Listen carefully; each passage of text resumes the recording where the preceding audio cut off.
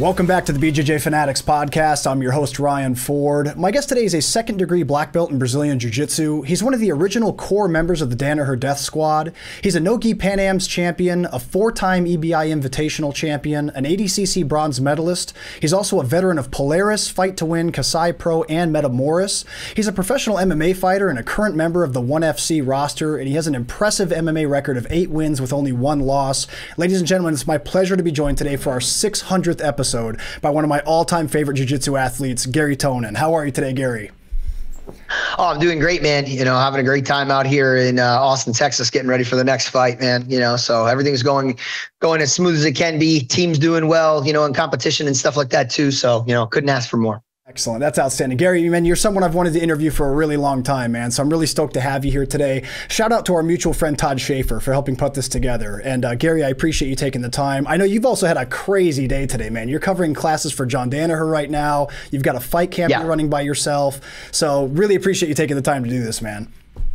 Yeah, man. Most of the time, you know, back when we were in New York, you know, I ran my academy, which it was Brunswick Brazilian Jiu-Jitsu. It's now Garry Tonon Jiu-Jitsu. And I would teach like almost all the classes there until I started fighting. Then it was like I would teach 1 class a night. So it's very common for me to, you know, go train all day, then come back, teach, you know, till 10, 11 o'clock at night, you know, and then come back home and go to sleep, do it all over again. So it's not that abnormal for me, you know, in terms of life. I've done this for many, many years, but out here I have a little bit of a different schedule because John takes most of the teaching responsibility. So I only really have a schedule like this when John's not here, but it's kind of cool, man, because, you know, like I said, I spent a lot of time teaching, you know, pretty much every day back when we were in New York at my own academy. And now I don't get as many opportunities to do it. So when John's away, you know, as much as it's extra responsibility, I also like really enjoy doing it. And it kind of brings me back to a place mentally where I'm not in as often anymore. It's actually funny because like when I go to film instructionals for BJJ Fanatics now, I'm just a little bit more rusty, you know, teaching wise than I normally would be because I'm constantly workshopping material, you know, when I'm teaching when I was teaching at my own school. And now it's only every once in a while that I'm getting a chance to, you know, plug in some instruction, you know, when John's away or when Gordon's away, whatever the case may be. So. That's awesome. Yeah, I mean, teaching really is an art within itself, man. I always really admire the people that can compete at the highest levels, with you doing jiu-jitsu now transitioning over into MMA, but maintaining that teacher's mindset, man. I think it's a really cool thing to see that people are able to balance all that, because it's not everyone that can do that. Not everyone can be a great teacher and a great fighter. So, Garry, the question I always like to start with, man, for people that don't know your background, tell us about where you're from originally and what your life was like before you found jiu-jitsu. Yeah, man. So, originally, I grew up, so most of my life was spent in Jersey. I basically till age 29, I was in Jersey. And the first move was to Puerto Rico. We'll get to all that, but, you know, not exactly what I necessarily would have anticipated, you know, if you would have asked me to guess where I would be at that point in time. But, yeah, most of my life was in Jersey. I spent the early part of my life, in Jackson, New Jersey, probably till about age 10. I lived in a log cabin, believe it or not, me and Abe Lincoln, you know. Nice. Yeah, that was interesting. Living out there is pretty rural, you know, had a big backyard and stuff, and had a neighbor that had like a go-kart that he'd ride around. It's kind of funny. I like to joke around about my origins as far as martial arts is concerned, is actually having something to do with, you know, my neighbor beating me up on his trampoline, trying to practice WWE moves. It was kind of funny because, well, for many reasons, obviously, but my neighbor, his name was Jared Seals. And my neighbor, he was quite a bit bigger than me, a little bit older than me. And I personally, the only like sports background I had at the time, my dad was super into baseball, but my dad was never really into any type of combat sports, nothing. So WWF, yeah, it was WWF at the time, not WWE. WWF was completely foreign to me. Any type of combat was pretty foreign to me, with the exception of maybe watching a movie or two here and there. I definitely didn't see any boxing, didn't see any wrestling. I didn't know what any of those things really even were. Wow. You know, so I go over my neighbor's house and he's slamming me on my neck and on the trampoline, practicing different moves. And that was my first exposure to like any type of combat. and it was pretty hilarious. It's funny looking back, trampolines being looked at as like this, like super, super dangerous thing. And we did the most dangerous things you could possibly think of on the trampoline. I mean, man, he's throwing me onto my neck. We're soaping up the trampoline to make it extra slippery, so you fall all over the place, everything that you could possibly think of. I only ever really got seriously injured one time doing that. And my pinky toe got caught between one of the springs. So to this day, man. I can bend my right pinky toe like completely in half. The ligaments never like reattached. No. So that was like the only injury I ever really suffered, dude. When I moved, so the next place we lived was in Lacey Township. So it's a little further south towards trying to think like Toms River-ish type of area, south and east, I guess I would say. And so out there, I had neighbors that had a trampoline too, and we would do even more dangerous shit. So now when I get to that neighbor's house, we're climbing up a tree. We're jumping off the tree onto the trampoline. We're climbing onto their roof. We're jumping onto the trampoline. We're setting the trampoline up next to the pool, and we're doing flips into the pool of the trampoline. It's like just absolute chaos and madness that somehow we all got away with. I don't think any of us got seriously injured. You see these videos all the time online, and this is way before anybody had like nets or anything around their trampoline. We're just talking bare trampoline, no pad. There was no padding on the springs. You know what I mean? Yeah. Total chaos. There was, so yeah, that was like my first exposure to like any type of martial arts was with that first neighbor. And then, like I said, moved to Lacey, and that was, so my parents got divorced, when we made that move, and my mom especially was not particularly interested in me ever getting into too many contact sports. She worked at Children's Specialized Hospital. She dealt with a lot of kids with special needs. Many of them on the long-term care unit have been in like serious car accidents, have had received brain injuries and things like that. Not necessarily accidents revolving around combat sports, but accidents involving, brain injuries.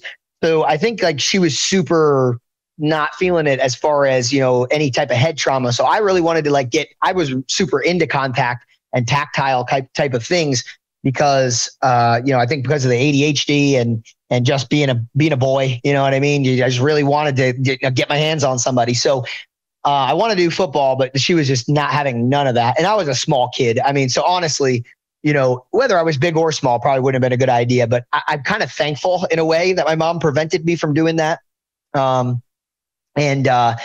I had cousins out in Pittsburgh that were getting into, just regular scholastic wrestling. And I think because they got involved in it and they thought it was relatively safe and they communicated to my mother like, hey, this is a safe thing. She was interested in getting me involved in that. And that kind of, springboarded into, the jiu-jitsu thing. I met a guy, Chris Trout, and Scott Trout was his father, who ended up being like a very fatherly mentor to me, later on. And I met those guys in Lacey, and they were doing wrestling with me and talked to me about this jiu-jitsu shit that they were doing, which, by the way, never believed was real until I saw it. Yeah. Because dude, I mean, we're like 12 years old, 13 years old. And he's like, yeah, we try to break each other's arms and strangle each other. And again, coming from a dude who doesn't have any like combats, I wasn't watching UFCs. Maybe seen some people box here and there on television, right? Again, mother and sister are the only ones in the house.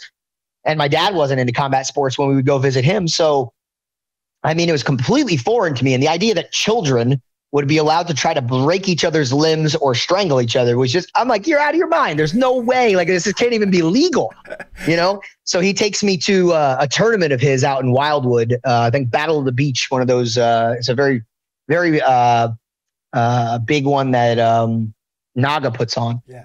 And they're, kids are beating each other up. They're giving out samurai swords. I'm like, dude, this is a fucking dream. I was like, I can wrestle, but I could also like choke people and break their arms, and they're gonna give me a fucking samurai sword if I win. Are you fucking kidding me? Yeah, sign me up. I thought swords were the fucking coolest thing ever. As a kid, I'm running around with all kinds of weapons, in my underwear, running all over the fucking yard, trying to hit my friends and them trying to hit me. We did all kinds of crazy shit like that. So yeah, it seemed like a dream come true. But then, of course, my mom knew nothing about that. So she super wasn't into that. But thankfully, Scott Trout has the gift of gab. And he will just talk until he breaks you down, man. There's no way, So over time, he would just have conversations with my mom, and eventually it just became too much. And she's like, all right, I'll let him try it out, And I started at like kind of a little MMA gym, and it was going okay, but I didn't really have a consistent way to get there every day. And they didn't have jiu-jitsu classes every day either, because they were an MMA gym. They did all kinds of different stuff. And that's what I was really into. So I fiddled around with some of their other classes and stuff, but it became something where a lot of other things got in the way because I couldn't take myself there. It was way too far away for me to just like ride my bike or something. Yeah. Then Tom DeBlass came down to, South Jersey, roughly where I was. But it's like maybe it was like a 20-minute bike ride away from my house. But at least at that point, I was at an age like 15 years old where I was able to, ride on some slightly more dangerous roads with a helmet and stuff and make my way to practice. And my mom felt comfortable with that. So then now I was able to take the reins. You know what I mean? I was the one responsible for me to get to practice. And once that became, the way things went, I was going every single day. I mean, Tom was an amazing role model for me, a male role model as well. And really, I got to see somebody succeeding at the highest level who told me, hey, you got a shot to succeed at the highest level if you do the right things. And I'm like, man, I'm just going to try to follow in this guy's footsteps to the best of my ability. And that's kind of how we got the whole shebang going. That's incredible, man. That is what a cool story, man. Now I have to ask, with your background wrestling background, with your backyard wrestling background, did any of your tactics from backyard wrestling seep its way into your jiu-jitsu game early on? Any like Boston crabs, flying elbow drops? Did anything make its way over? Dude, not really, because like I said, I wasn't really the one watching these events too much. I only could catch them whenever I was at his house. So I was kind of semi-familiar with like WWF, but it wasn't for him, it was his world, back then. This kid knew every move and every character and all these sorts of things. I was only exposed to whatever was done to me personally. So, it was his world and his heaven and my nightmare. Yeah, man. So there wasn't a lot of carryover for me. I didn't really truly start getting interested. It was forced on me at that point. It wasn't, I didn't become truly into it and interested until I started getting involved to it in a sport aspect. That's incredible. That's incredible. So, man, the 90s was such a cool time to grow up, man, for a boy especially. It was just such a fun time. Yeah. Well, let me ask you this, man. So obviously you mentioned earlier that your path would eventually lead you to Puerto Rico. Now you're in Texas. How did things evolve from there? How did you eventually end up as part of the Danaher Death Squad? And tell us about your career moving forward from there. Yeah.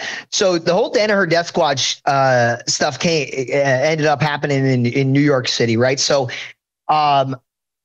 again, and this is just such a beautiful thing about, number one, having a big team or just, being a part of a team. And again, talking about following a guy's footsteps, I didn't have a ton of male role model mentorship in my life prior to getting involved in martial arts. And all of a sudden I'm surrounded by a bunch of people who have all, achieved things at the highest level of martial arts. And I can pick and choose little things that each one of these guys were doing, whatever their habits were, whether it was something that had to do with, physical conditioning, or whether it had to do with their training regimen, or, just advice that they might happen to speak about, not necessarily even to me, to somebody else. I'm just paying attention to all these things.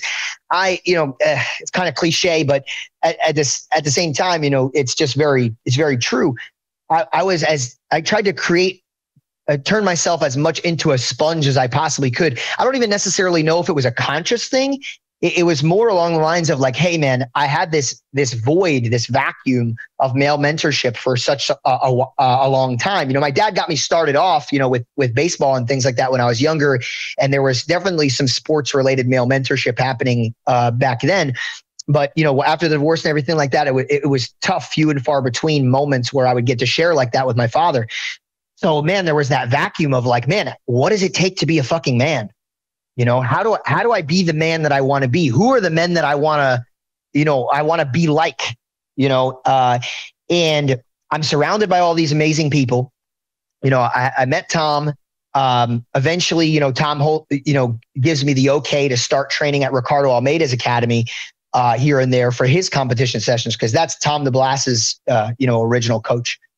And over there, I got to meet some of the guys that train at Ricardo's, and Ricardo's was a little bit more at the time in touch with the MMA scene. At the time, Frankie Edgar had just moved over to Ricardo Almeida's gym. And so I got to work out with some of the MMA guys in jiu-jitsu, and I would meet them, talk to them, etc. And I think what happened, and I can't say this for certain, but I think what happened, my guess is Frankie was getting ready to fight BJ Penn. And John had already had a high degree of success cornering an athlete against BJ Penn in GSP, right? So this is my guess. I never really necessarily spoke to Frankie about this specifically, but I'm assuming that this was their mentality. I think their mentality was, oh, hey man, John's already been through this, coaching somebody against BJ. Let's pick his brain, see what he has to offer as far as helping us beat BJ Penn. Because that's a really big fight. I think initially the first fight was for the title. So Frankie started training at Renzo Gracie Academy, which was connected to our team as well. Like once or twice a week, or no, sorry, not once or twice a week. I think it was like once or twice. He was either going every Monday. So it was either like 4 times a month or 2 times a month. Maybe it was like every other Monday, something like that. I'm sure he was going as much as he could. It's a long drive from where we were living and where Frankie was living to get into New York City. Later on in life, like when I went to college and stuff, I was a little closer to the city. But back then in South Jersey, like if you were living in Lenoka Harbor where I was, or Lacey Township anywhere, or if you were living in Toms River, maybe you were a tiny bit closer, but not by much. You were potentially, we're talking maybe on a bad day, 2.5 hours, 3 hours from getting into New York City. Wow. So that's a hell of a damn drive. On a good day, an hour and 40 minutes.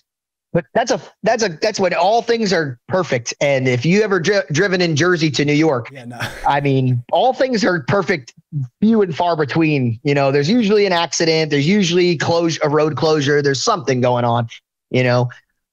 So that was a hell of a drive.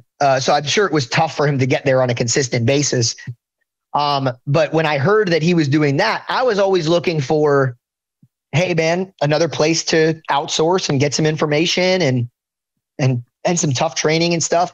And like I said, I'm following all these guys who are now my, as a young, probably teenage boy at this point. I'm probably, I don't know, maybe like 18, somewhere around that realm, maybe 19, something, I don't know. And, I'm looking up at Frankie Edgar, who's about to fight for the title. It's like, oh man, this is what he's doing. He's going to go out to New York City and he's going to get some training in. Like, well, maybe I should too. So again, I got the okay from Tom and I talked to Frankie and I would hitch a ride with him and Chris Lagori, who was one of his main training partners, up to New York City. Whenever they would go down to train there in Monday afternoon class. And that was like the pro session with John Danaher, where a lot of fighters would come together. That class, usually involved George St. Pierre or Chris Weidman when he was getting ready for fights, or in this case, Frankie's, probably a ton of other fighters, that were out there. I think at the time, John was involved in a guy named John Scholas's career for some period of time as well, and who was fighting in the UFC, and Philippe Nover. They had some pro guys that were a lot of lightweights too, that were all trying to sharpen their skills out there. David Branch, ton of guys, ton of talent, and guys that were super serious about jiu-jitsu too. So it was a great room, great. Again, when I first got there, it was so packed that John would set up cones around like the area where like the pro guys, whether it's UFC guys or back then there probably wasn't the pro jiu-jitsu wasn't even really a thing. Yeah. So it was pretty much just the pro UFC guys would have like their corner of the room where they would train. So no retards fucking jumped on their knee, or something like that. And as I became more consistent, I was welcomed into that space. These guys would ask me to train. I was roughly around a lot of their sizes.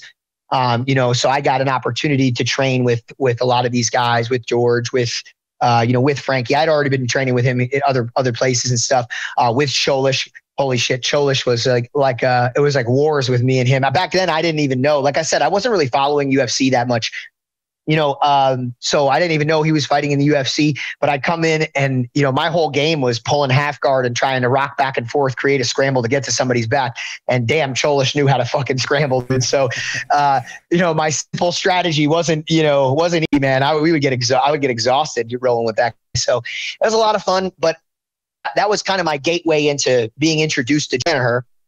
I'm guessing Eddie Cummings kind of came into the mix somewhere around that time as well. And I would meet Eddie here and there, but I don't think I really knew quite who he was and what his deal was and what his ambitions were.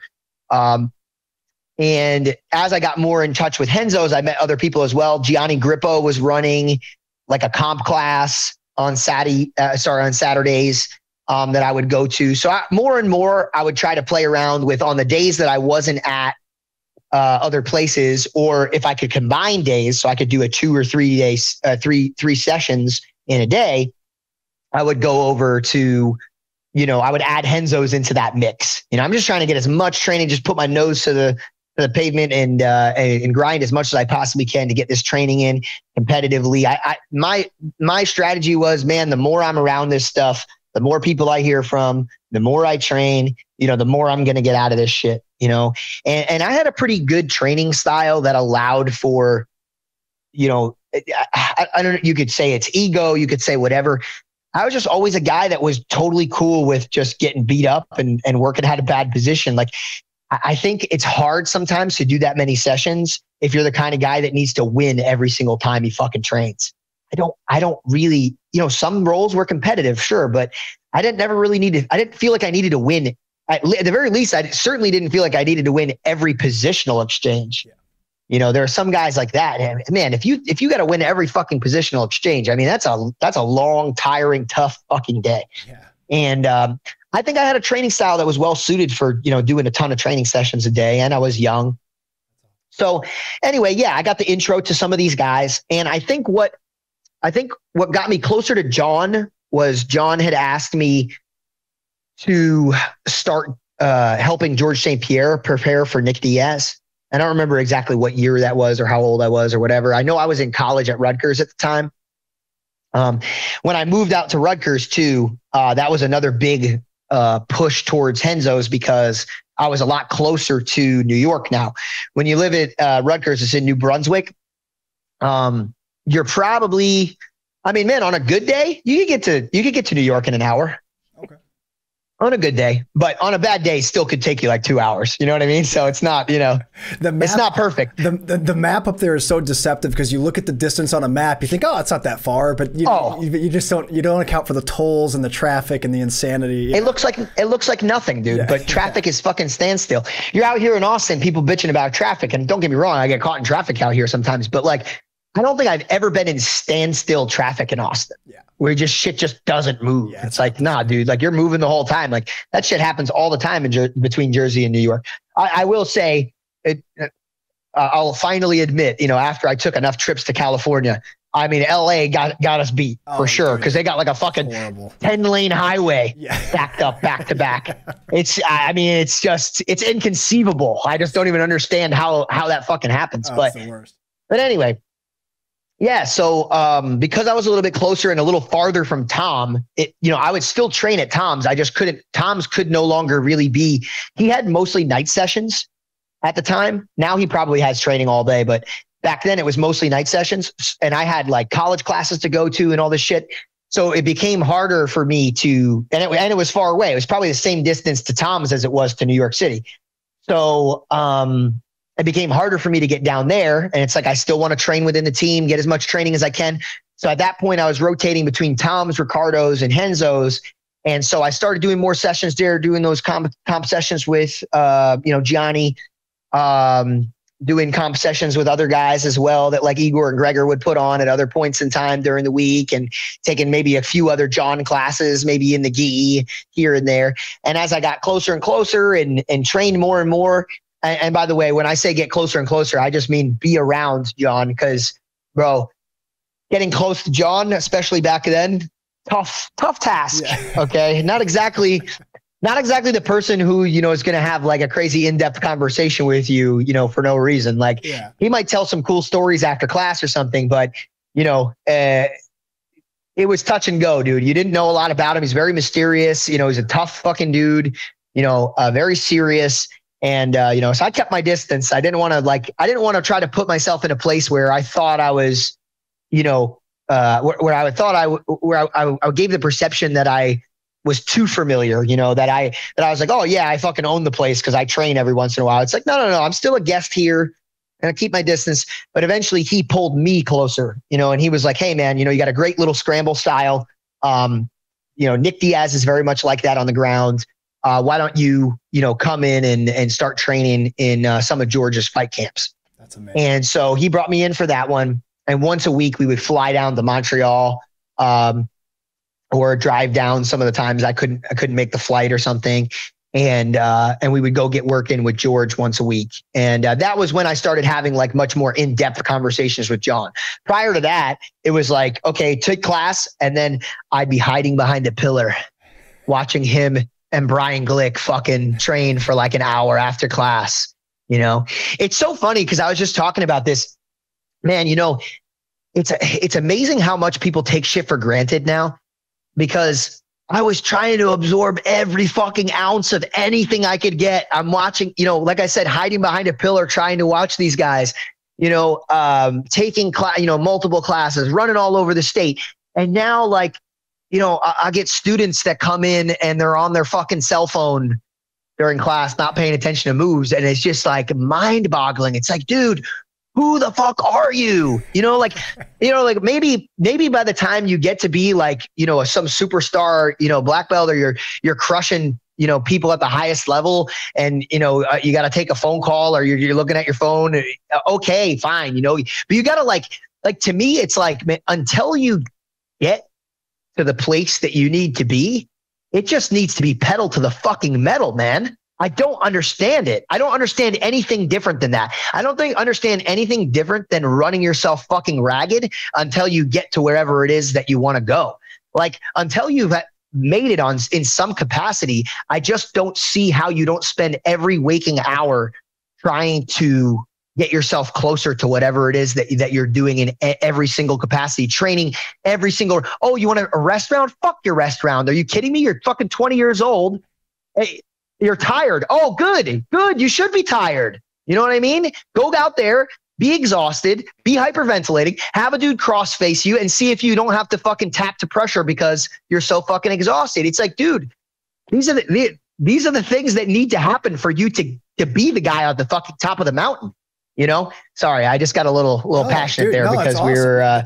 Because I've had some run-ins with, some people that I just feel like are not recognizing, what they're really a part of, the resources that they really have, and man, if there's any message I could fucking put out there to anybody that's trying to do something in this sport, it's nice to have fucking awesome mentors and teachers and all of these sorts of things, but understand, man, like, this is in your fucking hands. And there has been a ton of fucking people that have done all this and more with very little in terms of like mentorship and coaching and all of these sorts of things, man. Especially now we're on BJJ Fanatics Podcast. You guys have every fucking technique that like anybody can conceive of right now, available to you. And maybe you got to do a little filtering to make sure, you're not getting bullshit from certain people, but dude, it's all fucking out there. And on top of that, you got us, if you're like, oh man, I'm not sure if this technique this guy's teaching is bullshit. Well, you got us to watch competing. You got hours and hours and hours of footage out there. You know what I mean? For you to be watching, to be able to get better. There's just no fucking excuse to not put this in your hands, your responsibility, and do everything that you need to do to become great at this. It's like, man, there are going to be people that are going to help lead the way. Don't get me wrong, but it is not in their fucking hands, man. It's in your own hands. I promise you. If you're going to be great at this one day, it's going to be because of you. It's not going to be because of any of these. It's not going to be because of me. It's not going to be because of John. It's not going to be because of any person that you walk in front of. Those people can help guide you in the right direction. They can help point you in the right direction. They can help They're good resources. They're good role models, but they're not the end all be all of what this is. You know what I mean? That's not what makes or breaks you as an athlete. It really isn't. It can give you a competitive edge maybe over somebody or something. I see people jumping from gym to gym to gym to gym. Oh, you know, this guy was a problem. This guy was a problem. It's like, dude, fucking, you're the problem.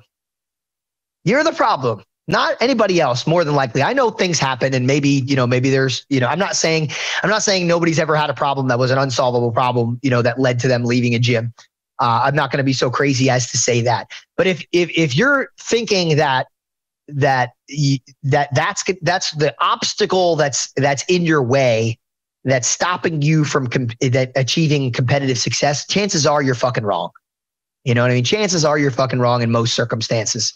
And you're going to have the same problems everywhere you go because you're pointing at everybody else and you're not pointing the thumb at yourself, enough, if you ask me. So. Garry, I'm all fired up, man. I need to go find an open mat after this, man. Seriously, that was awesome. It's better than coffee, man. That was excellent. Garry, you're talking about a lot about the role of self-development in jiu-jitsu. Here's a question I'd like to ask you. If you were to eliminate the idea of teaching students specific techniques like submissions, sweeps, guard passes, and focus instead on only instilling concepts in the student's mind, what do you think would be the most important fundamental concept for a new student to understand in order to accelerate them quickly through jiu-jitsu? Right. Well, there's a ton of concepts in this martial art. I did one DVD that I put out there that had something to do with this.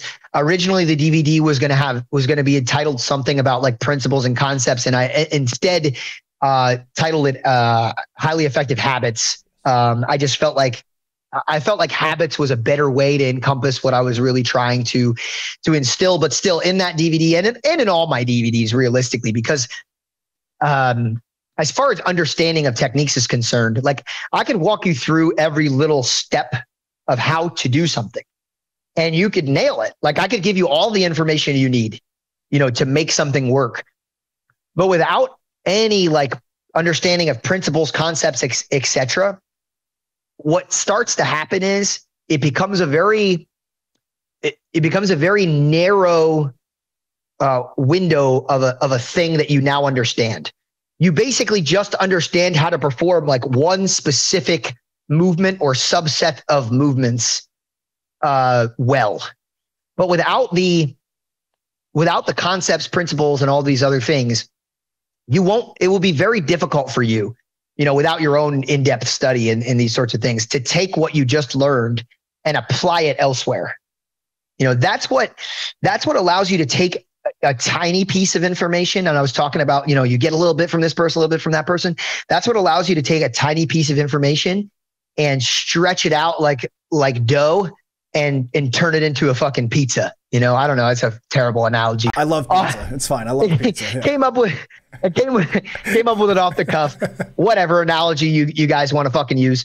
All right. But you take something very, very small and now all of a sudden it can affect every part of your game or, subset of skills that you might have or whatever the case may be, because you understand some fundamental principle or concept behind whatever it is that you're doing that you can apply elsewhere. The other thing that's really awesome about that, aside from it changing all different parts of your game, another part of that is I think it helps deeply with memorization. Movements. There are so many movements in the sport and you can break them down. If you said there was, and we're throwing random numbers out there, if you said there was 1,000 moves to the sport, then there would be like, 10,000 subsets of those 1,000 moves, micro movements or whatever the case may be. And then you could break it down even further than that. Right. And, before you know it, I mean, you're just dealing with an inconceivable amount of information to really be able to use. And even with modern technology that we have now, it would be hard, even if you had a cell phone, somehow you were able inside your own mind, even if you had a cell phone inside your own mind and you were competing and you were able to do the same thing that we're all able to do on a day-to-day basis, which is like, for me, I say, okay, Google, and then my phone, I'm thankfully my phone didn't respond to that, but, and then my phone, puts up a prompt and I could ask it any question in the world, or I type it in or whatever the case may be. For most people, it's probably, hey Siri, or Alexa or whatever the fuck, you're doing. If you could somehow install that in your brain, and I'm sure we're not far off from it, we're going to have, cybernet is definitely going to start taking over very soon. But even if you could do that, I don't think you would have the ability to summon up the information that you needed fast enough to respond in a live situation where somebody threw a problem at you. The only way you'd be able to do that is in some rare circumstances where you're held in a particular position and the other person is not progressing for a length of time. All right, if you can hold a given position for like 5 to 10 seconds, all right, maybe if you had Google installed in your brain, you'd be able to come up with a solution, quickly enough that you'd be able to use it. But unfortunately, like I said, we just don't have that time. Even if I could do that, even if you had every detail in the fucking world, the entire BJJ Fanatics library available to you at a thought, and not just at a not just at the touch of a button. It would be hard to summon up the ability to perform any of those things, not just because you hadn't done them before, but also because of this. It would take you time to get what you were searching for. And I think what minimizes that amount of time and makes these things a little bit easier to understand is bridging the gap with these concepts and principles. Because now, if I can remember concepts and principles about a particular movement that apply in a broad stretch along a bunch of different techniques, well, now maybe it's 100 things that I got to remember instead of 1,000 or 10,000 or 1,000,000. And I can on the fly say, apply a concept to a given situation that I might not have ever even seen before. A problem because that happens sometimes. It's rare, but that happens sometimes. You get into an exchange with somebody, whether it be an MMA or Jiu-Jitsu, and all of a sudden something happens, a reaction that just never happens in the gym. You never trained for, none of these things. And you're forced to try to come up with a solution. And if you have good, if you have a good handle on the concepts and principles of the sport, you're probably going to come up with a good educated answer. If you don't, and all you understand is like 4 moves that you're really, really good at, and you don't really, there isn't really a lot of in-depth knowledge associated with that, you're going to have a tough time responding in a situation that's a little less predictable.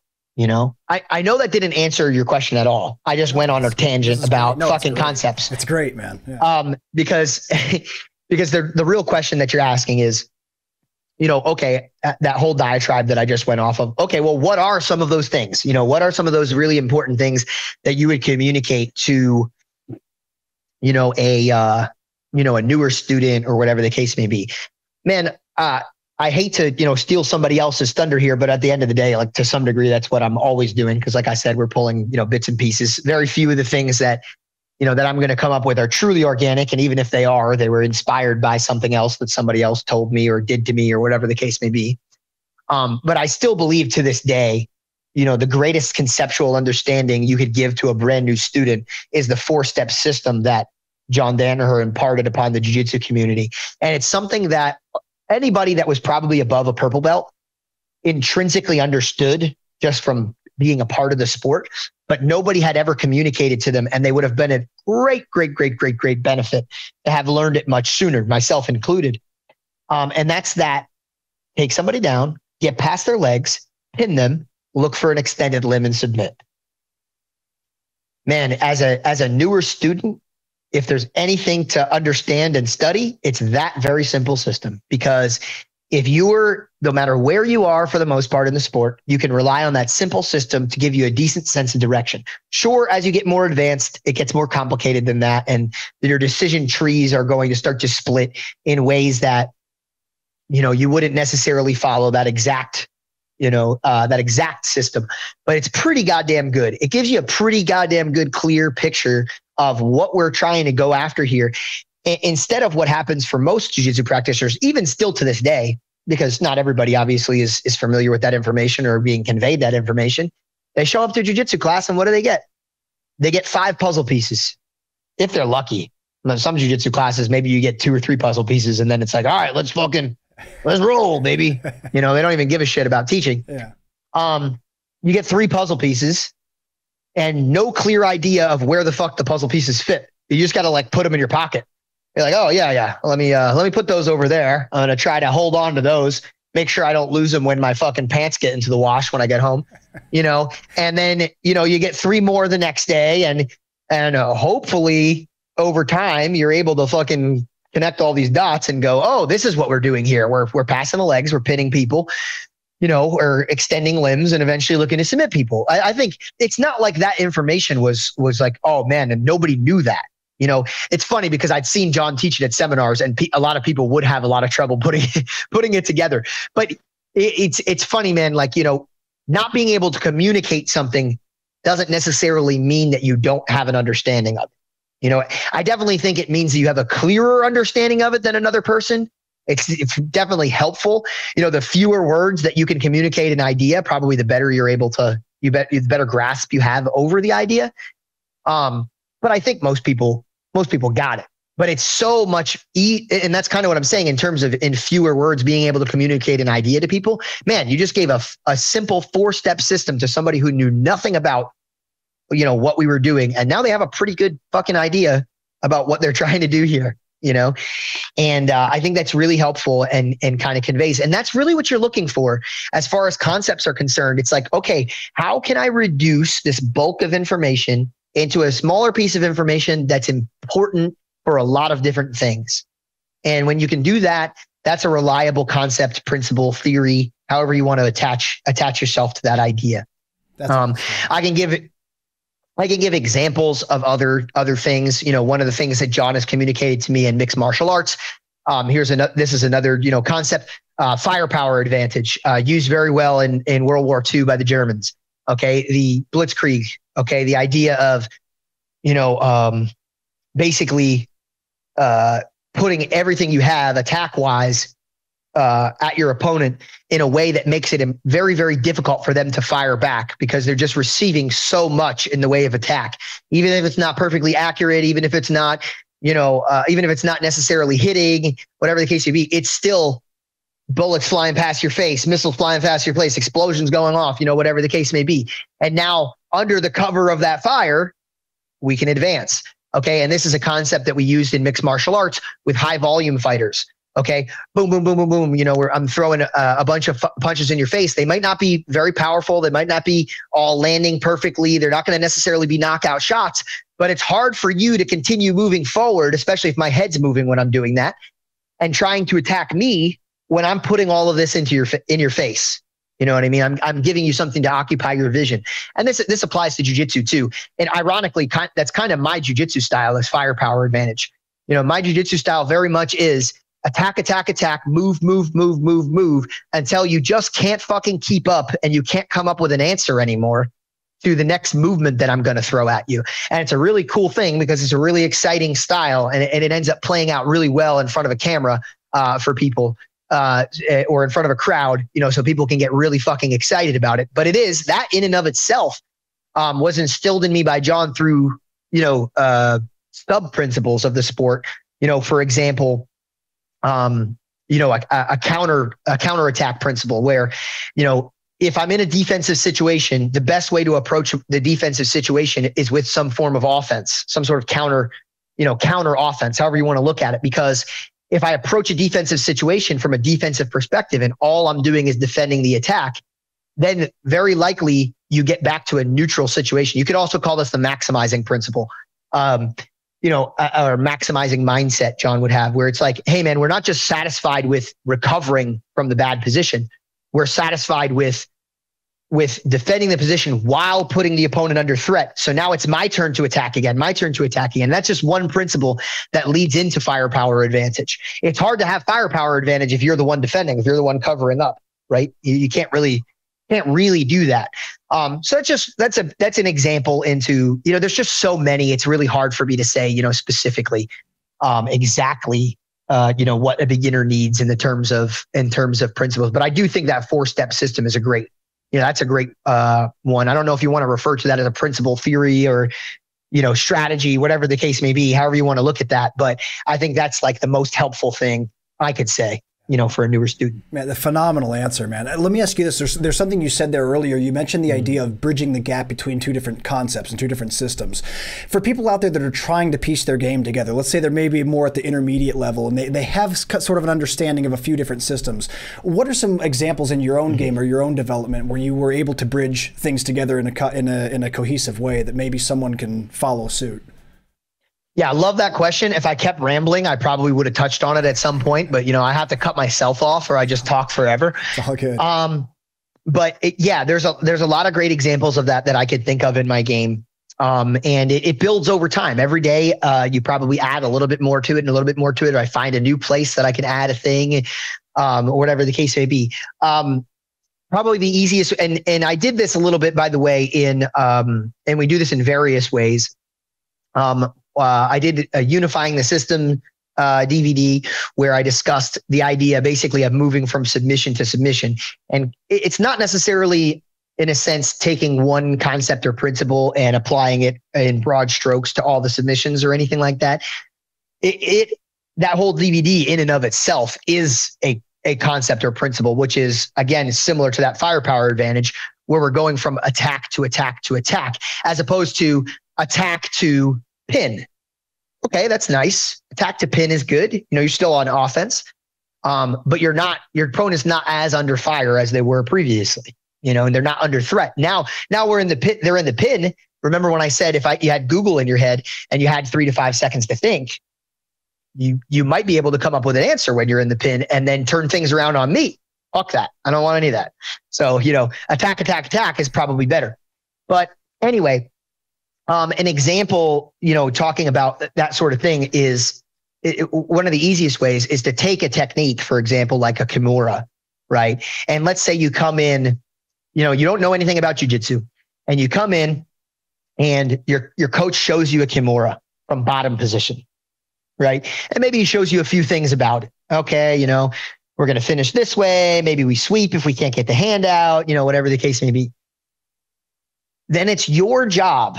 And this is why I say it's like in your hands a lot of times. Okay.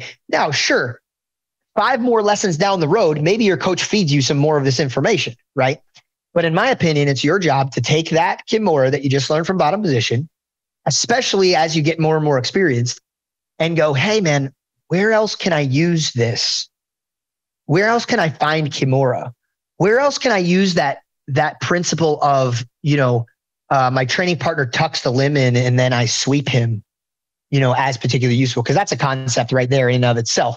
When you have you want to attack an extended limb, but when a limb is trapped and held tightly to the body, now it's much more likely that you're going to be able to knock your opponent off balance towards that trapped limb, right? There's that principle right there. And then you go to yourself, oh man, well, how else can I trap a limb in a way where I can move my training partner that direction and I can either off balance or sweep them? That's I think a great example of kind of the mental pathways that you want to start developing, where you now have the reins, as far as teaching yourself and understanding jiu-jitsu. You're piecing things together while your coach is trying to help you piece things together. And I'll tell you this, if you're not doing that, you're just not maximizing your time.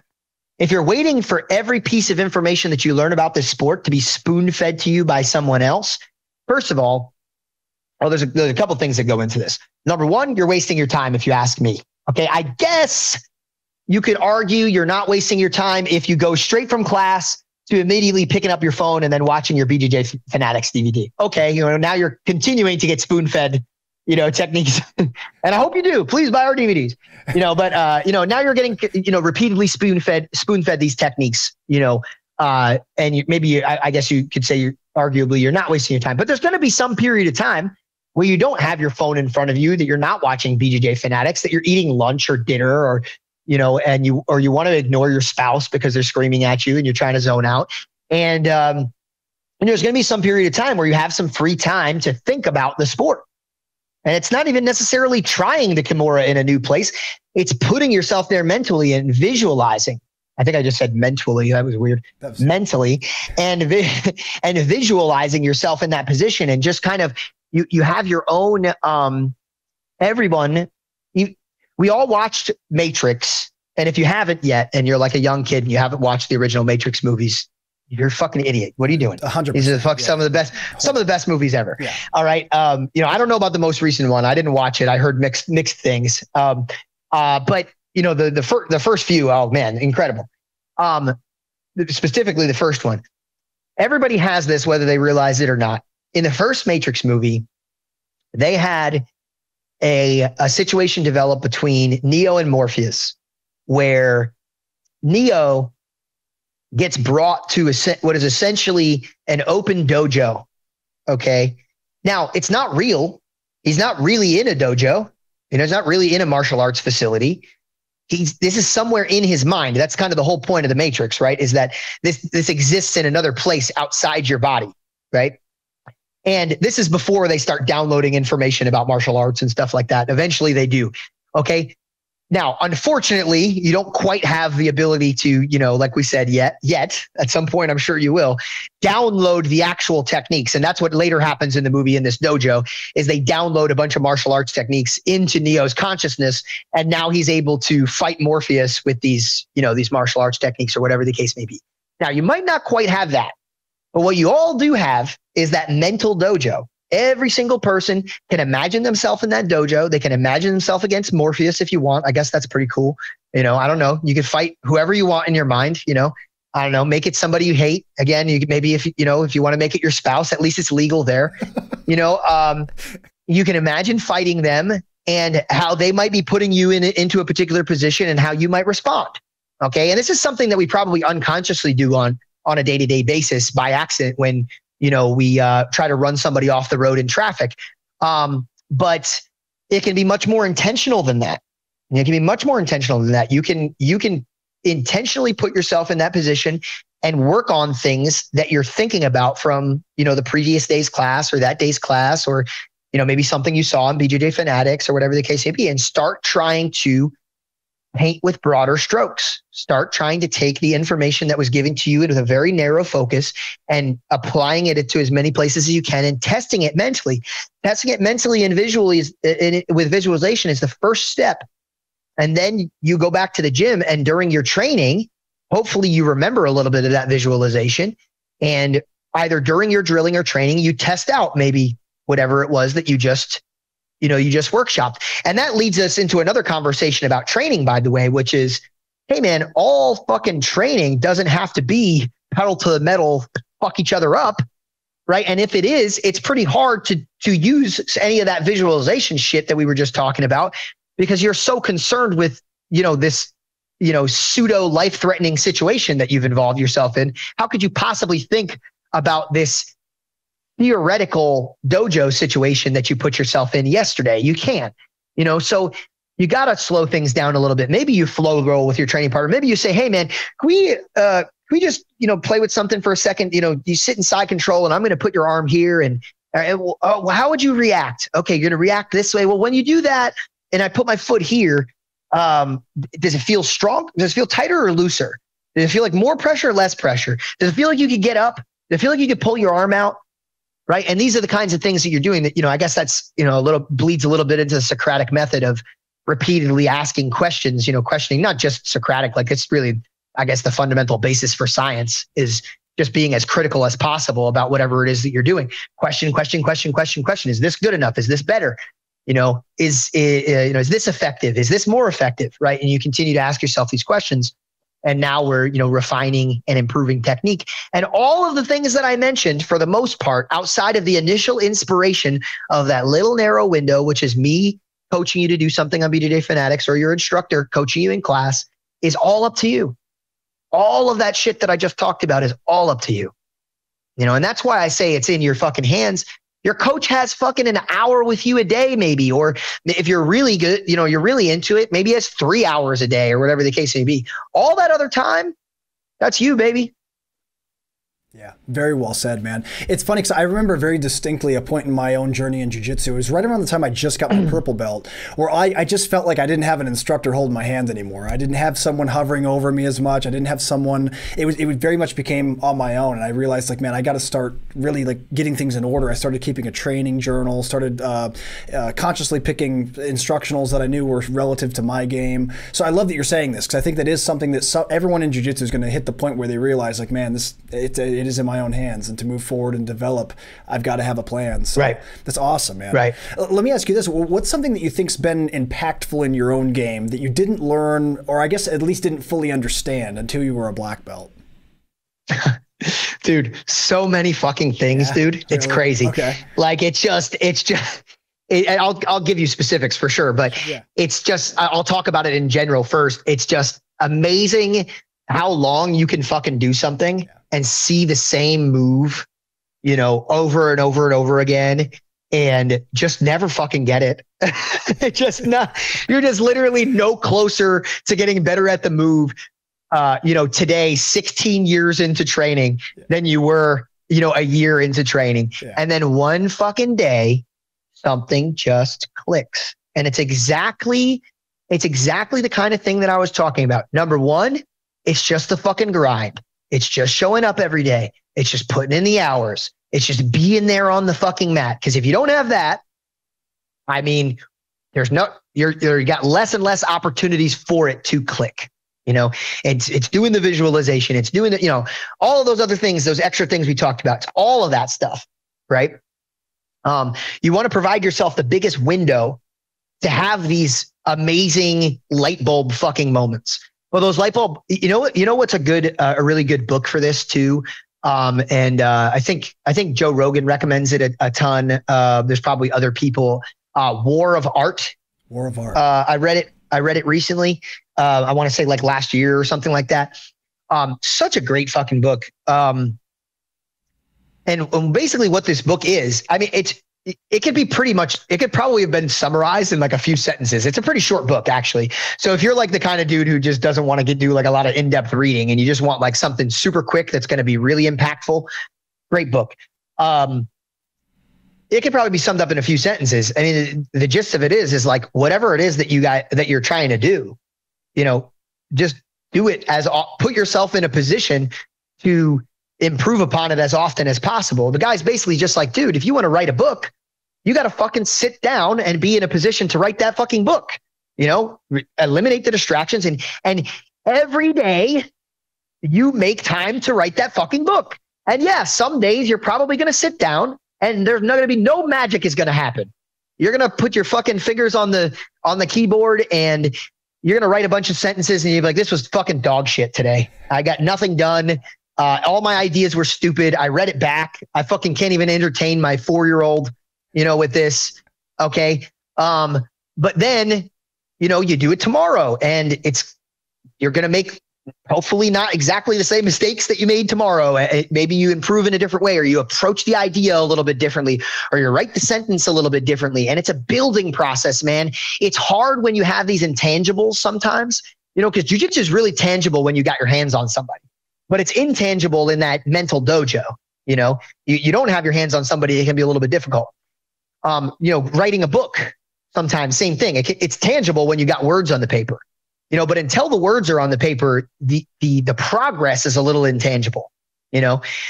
So I think when you're, you know, to break past that intangible barrier, you just got to create as much opportunity for you to do that as possible. So yeah, man.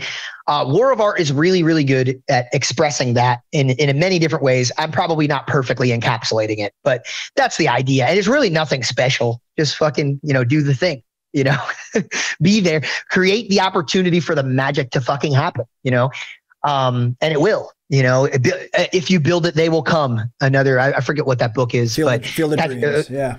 Field of Dreams, right? Yeah, I read that when I was a kid in school.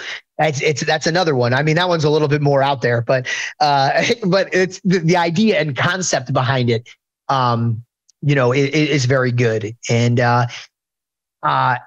don't just expect like out of nowhere without you creating the environment for it to happen to just get these to get these massive improvements. You got to be doing all the right things to make that work. So anyway, and even some of that might have to do with, getting enough sleep and all the whatever, line it all up, make the fucking stars align. People talk about the stars aligning, make the fucking stars align. You know what I mean? Like, you have a lot of shit in your power. A lot is out of your power, but you have a lot of shit in your power. But anyway, so that's what I would say. That's the first thing that needs to happen.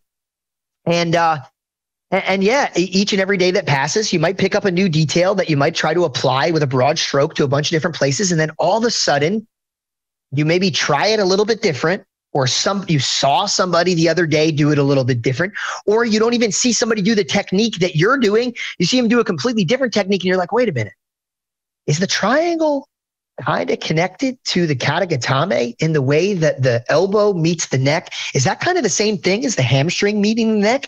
And now all of a sudden you're like, oh, when I make that minor adjustment with my elbow getting a little closer to the neck, could I make that same minor adjustment when I'm going to go for my triangle and make the triangle a little bit tighter? And then all of a sudden you go to put a triangle on somebody and you're like, holy fuck, the triangle works. I never had a working triangle before. Holy shit. Yeah. That's all I needed to do. And you fucking hate yourself, but dude, sometimes that takes 15 years. Right now, I'll tell you what I'm hitting. Don't want to give too much away. No, it's all good. Doesn't matter. You never know what's going to happen in a fight or a competition anyway. I'll tell you what I'm hitting now that I've been seeing for like a decade with John is a seated katagatame. Seated katagatame.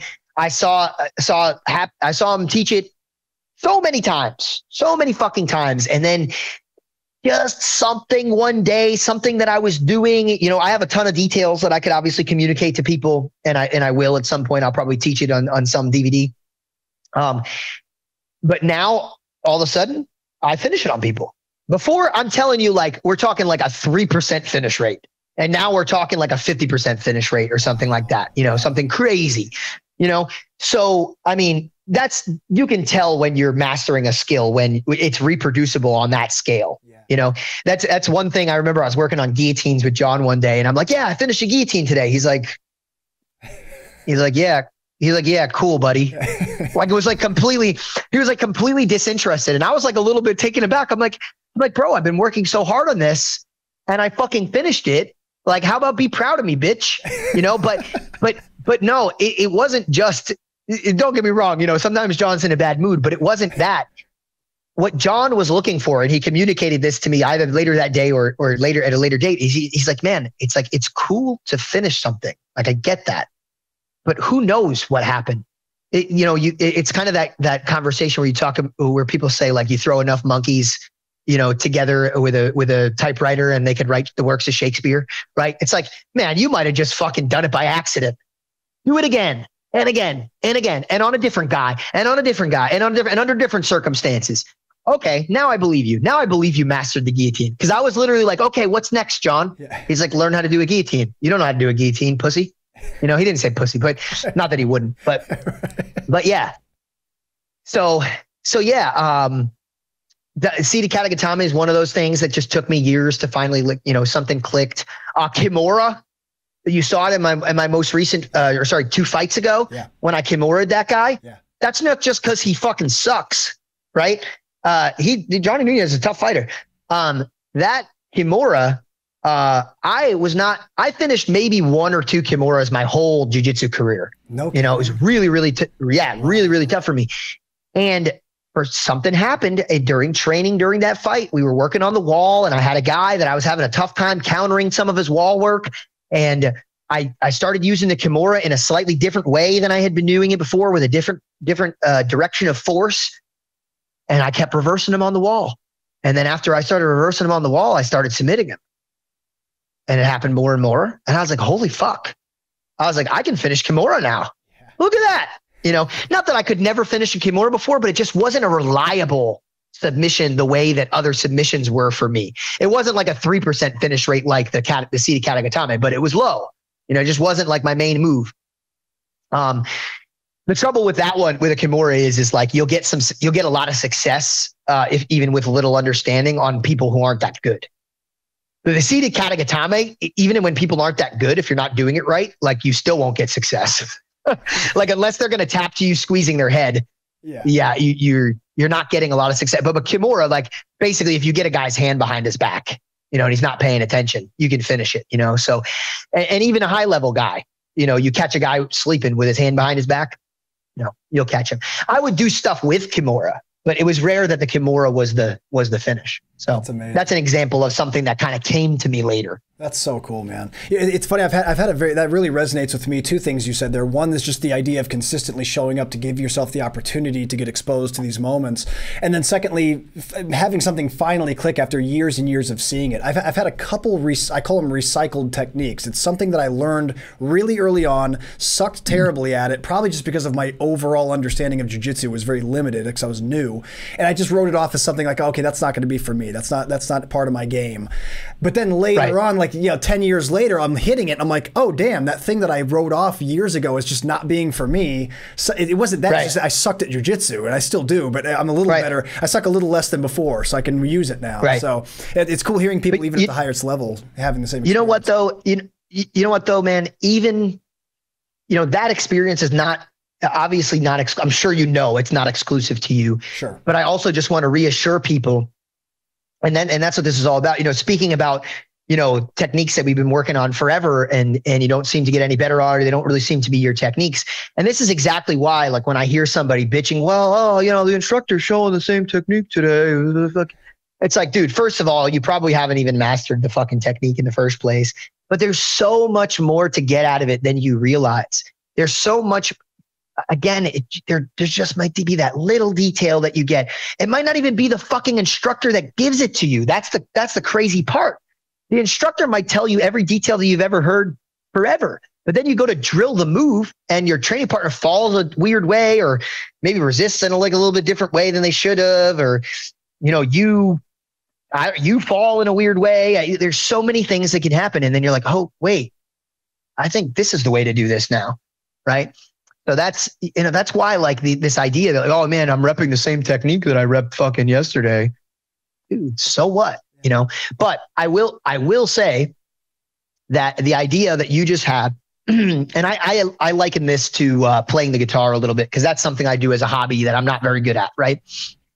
So some of these things are things that I have to remind myself of a little bit more of. You know, jiu-jitsu, I'm so goddamn disciplined, and mixed martial arts, I'm going to be there every day. It's my goddamn job, you know? So I don't have to really remind myself too much that I just got to show up to training. Like, it's just a thing that I do, you know, and that's kind of that whole war of art conversation is like, when you really have something that's special, you know, it's not just a hobby. It's like, you know, you want to be an author. You want to write a book, you know, because I think that's the perspective the guy's coming from. I think he's a book, you know, he writes, well, obviously he's a fucking author. He wrote the book, right? But you know what I'm saying? Like, I think that was like his main thing. You know, when you have something that you really, really want, like, it has to become something that you're not negotiating about anymore. It's just what you do. That's just your habit. That's what you do every day. Yeah. You know? I really think that repetition is so valuable, you know? And, oh, sorry. I was trying to talk my way out of a hole because I had forgotten what I actually wanted to say. I do that a ton, so forgive me. No, me too. It's all good. You know, kind of what you said, as far as leaving something, you know, letting it go and saying, oh, that's not for me. Yeah. That's okay. Here, I'll say a couple things. That's actually good in a lot of cases. You know, sometimes you're going to run into some dead ends. Okay. And when you run into some dead ends, there's a few different ways to go about it. You could just fucking, again, pedal to the metal, keep fucking running into that dead end until you finally get your breakthrough. And I'm not saying it's wrong. I wouldn't dissuade people from doing that, because in a way, you know, sometimes that's what's required, is to just hammer at the fucking thing. The Kimura, by the way, I went through a period like that with Kimura. Really? I was like, you know what? Especially these Kimuras where somebody's behind me, I just don't believe in it. I can't make it work. That everybody just takes my back. And for 6 months, I was like, I am going to fucking put myself in this Kimura every goddamn day, no matter how many times I get my back taken, no matter how many times I strangle, I'm going to get better at this shit. And maybe I got a little better, but honestly, 6 months later, I still sucked. Didn't get any better. And it took another 5 years before I prepped for a fight, before that magic happened, and I actually feel like I can do a Kimura where somebody's behind me now. Wow. Sometimes it's the right answer to just walk away, to just say, hey, we'll leave this to the side. But what I guess I would say is it's okay to say, hey man, this doesn't fit into my game. But I guess let's put okay. And it doesn't fit into our game right now. Right now, it doesn't work for me. Right now, this is not effective.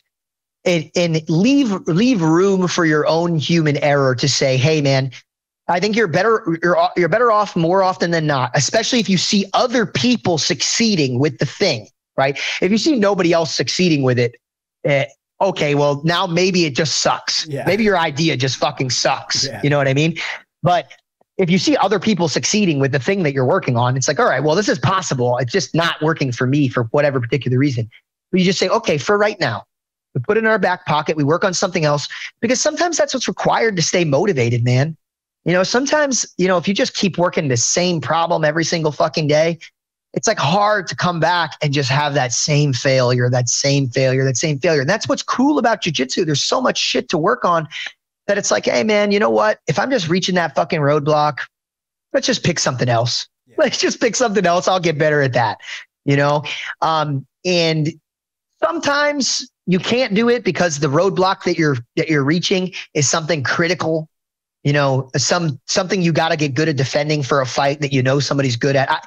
Okay, then you can't do it. But a lot of times when you're doing your training and you're just trying to get better, it's okay to just let something go. And that's the same thing, like I said, for guitar. The reason I brought the guitar example is that happens sometimes. Just like a chord that's like a little weird that I can't fucking play. And it's like, well, do I just want to keep practicing this fucking chord every day and not be able to play anything? Or do I augment the chord a little bit, replace it with something else, or maybe even just practice a whole new song so that I can just continue to feel motivated and keep practicing the skill of the thing, and sometimes that's better. Sometimes that's the healthy route.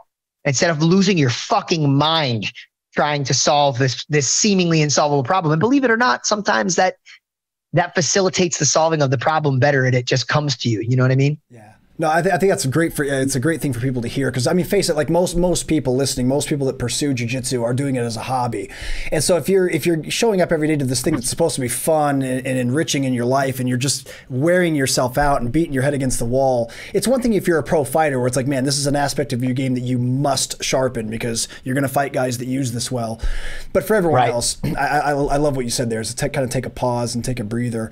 Let me ask you this, Garry. You've been around for a while in the art, and I know that you're a very passionate teacher. You mentioned you teach kids and adults, and you coach other athletes as well. And obviously you've seen the various ways that the art's evolved over time and how deep the waters have gotten in the competition circuit.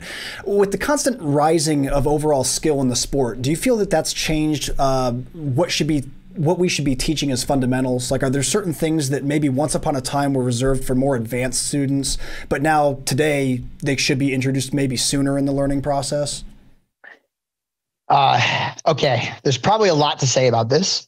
I'm going to try to attack it as precisely as I can. Okay. All right. So let's talk a little bit about the landscape as it currently exists in competitive jiu-jitsu. Okay. And let's talk about that first, because it's going to lead us into then what I believe is now required as a responsible coach to prepare somebody or to allow somebody to exist in that competitive landscape. Okay. What's different now than existed about 10 years ago? Well, number one, leg locking wasn't allowed in most mainstream competitions, even at the highest fucking level. Fancy that. We had submissions of the sport that just, not even submissions, almost like a complete subset of submissions that basically wasn't even allowed in mainstream competition at the professional. I can't even say professional, because honestly, at that point in time, jiu-jitsu was probably amateur. It probably wasn't even a professional sport, really. It's just, you compete in worlds and maybe you get some sponsors or whatever, but nobody's paying you to do it. Yeah. Every once in a while, somebody would throw a super fight in a Grappler's Quest or something, but you get what I'm saying. But at the highest level of the sport, there were these things were just not even allowed. Okay, now fast forward to today, Yeehaw. It might even be longer. I say 10 years and it's like, fuck, was it 15 years? Like, I don't fucking, I do that all the time too. I'm losing track. Yeah. It's like, I'm like, a decade feels like a long time, but fuck, I've also been doing this a really long time. Now fast forward to today and you literally have blue belts, maybe even white belts, depending on how much the organization gives a shit. Let's not even put a belt rank on it. Because dude, this has always been my opinion for a long time. I just wish belts didn't exist. I think it causes, and you know what? From the perspective of a person who's training, maybe they'll have a different perspective. I would say most instructors, if they really deeply thought about it, would agree with me. The belt ranking system causes so many fucking problems, interpersonal problems, ego problems, problems between coach and student, all of these fucking things could be so easily avoided if we were just like, experience. Okay, this guy's been training for 5 years. This guy's been training for 7 years. This guy's been doing this for 8 years, whatever the case may be. Instead of having this fucking arbitrary color-based ranking system where you tie something around your waist and there's no standard metric for it. The coach across the street could give you your belt much sooner than it's a fucking nightmare. So I don't even like using the term blue belt because it might not even be encompassing of everything that I'm talking about. Because there's some blue belts out there that have been training fucking 7 years. Sure. Yeah. So I mean, is that really the same thing as saying blue belt when I'm referring to somebody who's been training for 2 years? Not really. It's a tough thing. Anyway, argument for another day. That's not what we're talking about. Or maybe for later today. We'll see. But yeah, you got fucking blue belts and possibly white belts, or let's say 1 year of experience, 2 years of experience people going to an event, a pro event where they're actually going to get paid money. Maybe not a lot of money, but they're not going to get paid money. Maybe it's percentages, ticket sales, something. They're going to get out in front of a crowd of fucking people. They're going to compete against another person, just one person, not a tournament. All subs legal, baby. Cash on the line. In front of a crowd of people who are only watching that match. Holy shit, the stakes just raised quite a bit from what they used to be when I was coming up in the sport. Dude, when you were a white or a blue belt, you weren't fucking competing in front of anybody. No. Are you kidding me? Nobody gave a shit that you were competing as a white or a blue belt. The only person that maybe cared was your coach.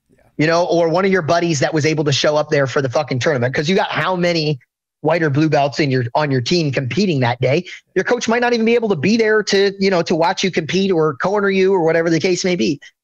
So you went from a situation where nobody gave a shit what you were doing and you went out there to compete against somebody to one where you're doing it in front of possibly your friends and fucking family that you invited to this event and your coach or your teammates or whoever the fuck else is there, whatever the case. They have no choice at this point but to watch you because you're on a raised platform in front of people with bright lights in your fucking face, and on top of that, all holds legal, dude. Break each other's necks if you want, I mean, maybe that's not quite exactly. Well, some of them, they allow slamming and shit, Yeah. So some of them, that's true too, so for fuck's sakes, man, at the very least, I wouldn't necessarily say that the fundamentals of the sport have changed from a perspective of a person who just plans to do this and never competes. But yeah, from the perspective of a person who plans to compete, specifically in tournaments like that, yeah. You better be teaching some of the shit that we weren't teaching to beginners fucking 10 years ago. Because if you got somebody who's going to be competing in that sort of a setting that's going to get caught in a fucking outside heel hook and they don't know how to defend an outside heel hook, oh man, you're going to have some fucking problems. You're going to have people missing work. You know what I mean? You're going to have a broken fucking leg and, maybe their pride, won't let them tap too. You know what I mean? They're not even going to stay safe in that regard because they're in front of their friends and family. An incident happened at an EBI. It's unfortunate, but an incident happened at EBI where they used to pepper in some super fights, between the fights, and they had two young girls competing against each other. I remember. And it's in the one regard, hey man, like I love that they were giving a stage, and that's what's cool about you as a blue belt being able to compete in some of these events. it's cool. You get to feel what it's like to be on stage with people watching. And in that case, streamed or televised, however it was, that's like a really, that's an experience that used to be reserved. Well, actually in this sport for fucking nobody, actually. Before when it was purely amateur, that literally happened to no one. Maybe, like I said, you did like a super fight and a grappler's quest, or, maybe you were an ADCC and in the finals or something. Like, it reserved for very few people to be actually grappling with only people able to watch just them, all eyes on them, right? And now you get to do this and an inexperienced of. So this is not me shitting, wholly on EBI or anybody that organized this super fight.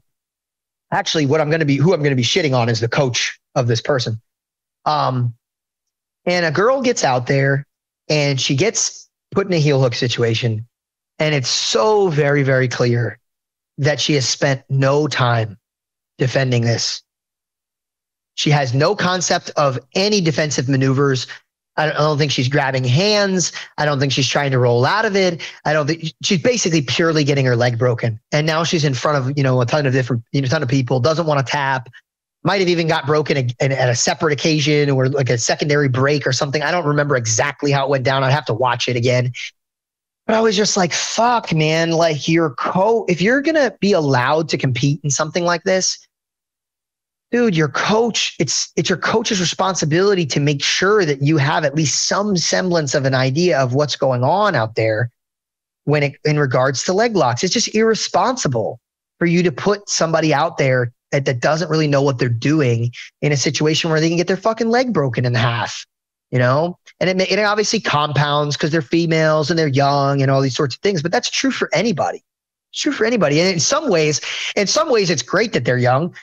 Because fucking joints are more pliable. She's probably going to recover just fine. It'll probably be like nothing happened when she's fucking 25. Yeah. You know what I'm saying? Like, it's not even going to mean anything, 100%. But you're fucking 35-year-old, that has a day job that's coming in and he's like, yeah, I'm going to do the Men of War or, super fight or, Submission Circus 12. And, he jumps in and he's going to go and get involved in something where somebody can break his leg. It's like, oof, man, this is getting a little sketchy, and that goes out, that's your personal responsibility, I think too. But, it's tough, depending on how much experience you have, you might not understand, the danger involved, in what's going on. And it's part of your job as an instructor to explain to your students how dangerous, this really is. And I think sometimes people take it for granted. Jiu-jitsu used to be this thing that people got involved in because they wanted to get good at fucking fighting.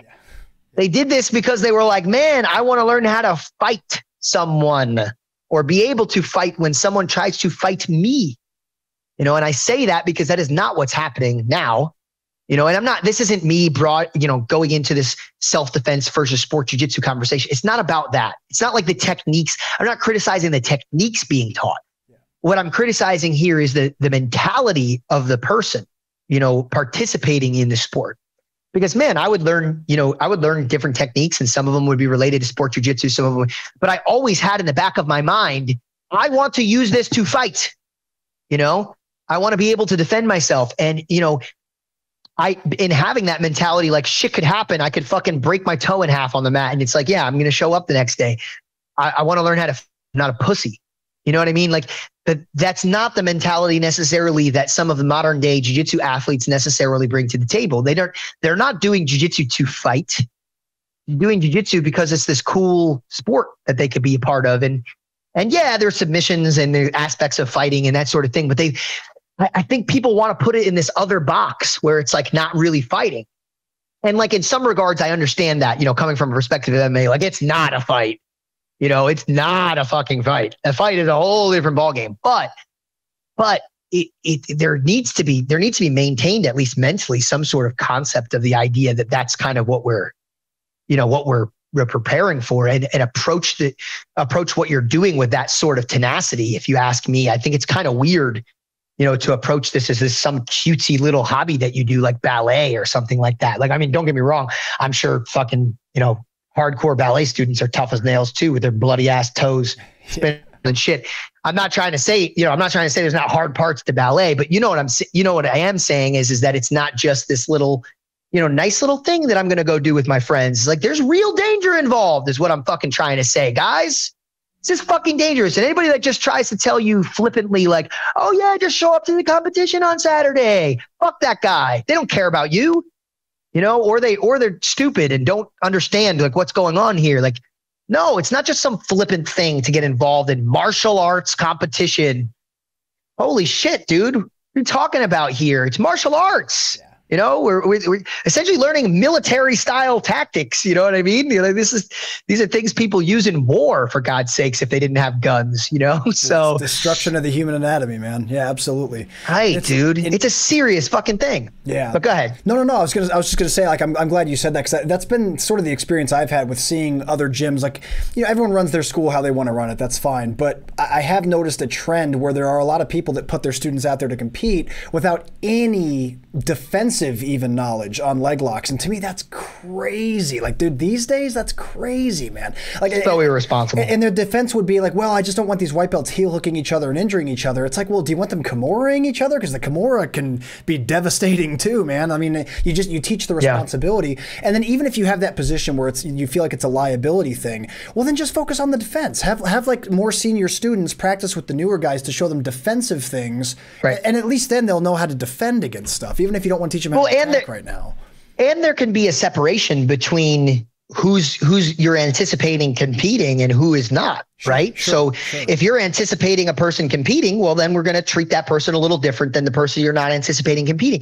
Because if you're not anticipating competing, and I'm just preparing you like self-defense wise, learning grappling, I mean, hell, I don't know how much I give a shit whether you defend any submissions at all. You know why? Because guess who's not throwing up any submissions when you get in a fist fight at fucking CVS? Right. The guy you're fucking fighting. Like, he's not going to be arm barring you. No. He's not going to be choking you. Chances are he's going to be trying to punch you in the face. Yeah. You know what I mean? And it's really going to be more about just controlling that guy and working your own submission. So the submission defense aspect is far more important for somebody who plans to be competitively working. Obviously, there's some stuff that carries over, a front headlock defense or something can absolutely happen in the context of an unskilled fight, with somebody that doesn't know jiu-jitsu, but a lot of things like outside heel hook defense. What the fuck does your student that's never going to compete need to really know that early on for? You know what I mean? Yeah, obviously, if he's in the training room with people that do, he might eventually need to know that, but it wouldn't be the first thing that I teach him. You know what I mean? It's not super high on the to-do list as it might be for somebody who I know is going to be in the competitive stage at some point. Yeah, that's a really good point. I think, being mindful of which one of your guys are going to go compete and which ones are not is definitely important. Pull a Danaher and put the cones around those guys and teach them some defense, right, man, for real. Oh, dude, speaking of that cones thing, It was so funny because it was so hot and sweaty back then at Henzo's, like the air conditioning system didn't work. Oh, no. So it's literally just 150 human bodies heating up a basement. No windows. Okay. Yeah. Just pure sweat dripping everywhere. So in between every round, there were towel boys that had to run through that coned off area and wipe it down. And I always tried to volunteer to be one of the fucking towel boys. Nice. And just let me parlay that into another conversation real quick that just needs to be fucking spoken, because I was reaming some people out about this the other day. Man, this is starting to get lost more and more in the jiu-jitsu community, and I really hope anybody listening takes this to fucking heart. If your instructors are doing their job the right way, what we're doing here is not a fucking transaction. This is not you going to Denny's and ordering an egg sandwich. Okay. Well, I ordered my egg sandwich and I want it, with cheese and with this type of cheese. And you didn't put well, I want better service here at this Denny's. I deserve to be treated this way. You got my money. Okay. I understand. Yes, we are providing you a service as instructors, paying or not, whatever the case may be, but let's say under the guise of paying, paid student. Okay. I get that. And there's an element to that. And there's a give and take to that. There's a mutual respect to that. I 1000% understand. But man, if an instructor is doing what he probably should be doing, and most instructors probably are, it is worth so much more than whatever you're paying. I don't care how high the price is of your fucking academy. I don't care if you're paying $400 a month. What you are getting from that place, and not just from your coach, but from that place, your ability to network with those people, to work with those people on a day-to-day basis, to improve your martial arts skills, to be able to have this second fucking home is worth so much more than that $400 a month or whatever it is that you're paying. And if you're paying less than that, it's fucking damn well worth so much more than that. That you really need to change your fucking attitude about the way in which you approach what we're doing here and remove it from a transactional thing where I could train, I could do whatever I want because I pay this and that. Get yourself out of that fucking mindset. Number one, you're not going to be doing yourself any fucking favors. Your instructor ain't going to fucking love that. People around you aren't going to fucking love. You're not going to be a person that's like well-liked, first of all. Okay. And I have no problem not being well-liked if it serves me, but it will not serve you. You know what I mean? To be not well-liked in that way. That's the first thing. Okay. But the second thing is it, like I said, in terms of it not serving you, you know, to have that sort of strategy. I mean, you really got to start looking at this like this golden opportunity that you have to leverage whatever it is that you want to achieve. Start looking at this group of people. I know, again, it's cliche. More people that you care about, love, and trust. Because these are people who this is not just a group of workout buddies that you run on the treadmill with. I am giving you my fucking knee and trusting you when you hold on to my leg to not snap my fucking knee like a toothpick so that I can come back here the next day, so that I can practice that defense to the knee bar that I want to practice, so I can do all these things. Speaking to the transactional look that a lot of students have nowadays, like they're going to a Denny's or a Burger King or whatever the case may be, you know, when they show up to their academy, or a Planet Fitness, you know, might be a better example because it's a fitness related thing. And I pay my tuition, so I get this, and this, and I deserve this. And I love this. You know, actually, I said something to Tim Kennedy one day, just joking around, and it wasn't even a joke. I was just in passing. And he said something maybe about going on vacation. I was like, oh yeah, buddy, you deserve it or whatever. He looked at me real fucking serious. And he's just like, I don't deserve shit. He goes, nobody deserves anything. That's a word. That's a word for your fucking generation. And I was like, you know, like he's not like trying to be mean or anything like that. He's just, it's true what he's fucking saying. People love to say this, I deserve, you know, it's a very entitled way to like approach, you know, life. I deserve this. It's like, fuck, do the people starving, you know, in a third world country right now deserve to fucking starve? Like, no, they don't, but that's just the fucking, you know, that's just life, ain't it? You know what I mean? Unfortunately, that's the position that life fucking put them in, you know? So we could talk all day about what we deserve, but that's just fucking pie in the sky, you know? But anyway, you know, taking that approach with some things might be fine, you know? It might be okay to do that at Denny's. It might be okay to do that at Planet Fitness. I do not think it's going to be helpful to you to do that at your Jiu-Jitsu academy, no matter how much money you're paying for this service. And that doesn't mean that your instructor just gets to be a fucking piece of shit and, you know, do and say whatever he wants. That's not what I'm saying. I'm not trying to justify, you know, grossly negligent or horrifying behavior on the part of your instructors. That's not where this conversation is going. But where this conversation is going is to a place of gratitude, and showing your gratitude, love, trust, and reciprocal relationship that you want to have with this place, that if you're doing things right and your instructor is doing things right, you can demand such amazing value from. Demand might not be the right word, but you can gain demand. It kind of goes back to that entitlement, but you can squeeze out, you can wring the towel out. It's almost like you know, you thought you were going to get like a little bit of trickle of water, but the more you squeeze this fucking towel, the more you can get out of it. And before you know it, you're filling up a fucking 5-gallon if you squeeze the fucking towel the right way. You know, you're only going to get a trickle of water. And I promise to help you, your instructors, your students, your family. I know this is cliche, but a lot of people say family as the jiu-jitsu is concerned, and people make jokes and memes about it online, office, and people say in their office is a family and these sorts of things. And maybe it's a gross overuse of the word family because it's a way to put you a manipulatable I don't know how you put this, in a position where you feel elated, whatever, however you want to put it, by tugging at your heartstring, things are like family. And I understand all of that, but I'm telling you, if you start looking at things like, man, what can I do? What can I do to help out my school? What can I do to help clean the mats? You should be like begging to do something to be able to help this fucking amazing place out. And if you're not getting that, by the way, from your students, some of it might be this generation. Some of it might be a bunch of fucking people who think that they're owed something, but it also may be a problem of what you're giving. So I'm not just pointing the finger at one side. It can also be the instructor. Like I said, there could be some gross negligence going on. It could be one of those situations where you demand respect, but you don't fucking respect anybody else, right? So it goes both ways. But man, for the most part, in the student-teacher relationship, holy shit, man, you should just be able to show an ounce of gratitude for this amazing thing and opportunity and family that you've been giving. We should be bending over backwards to try to do something, for this group of people, and it's of benefit to you and them.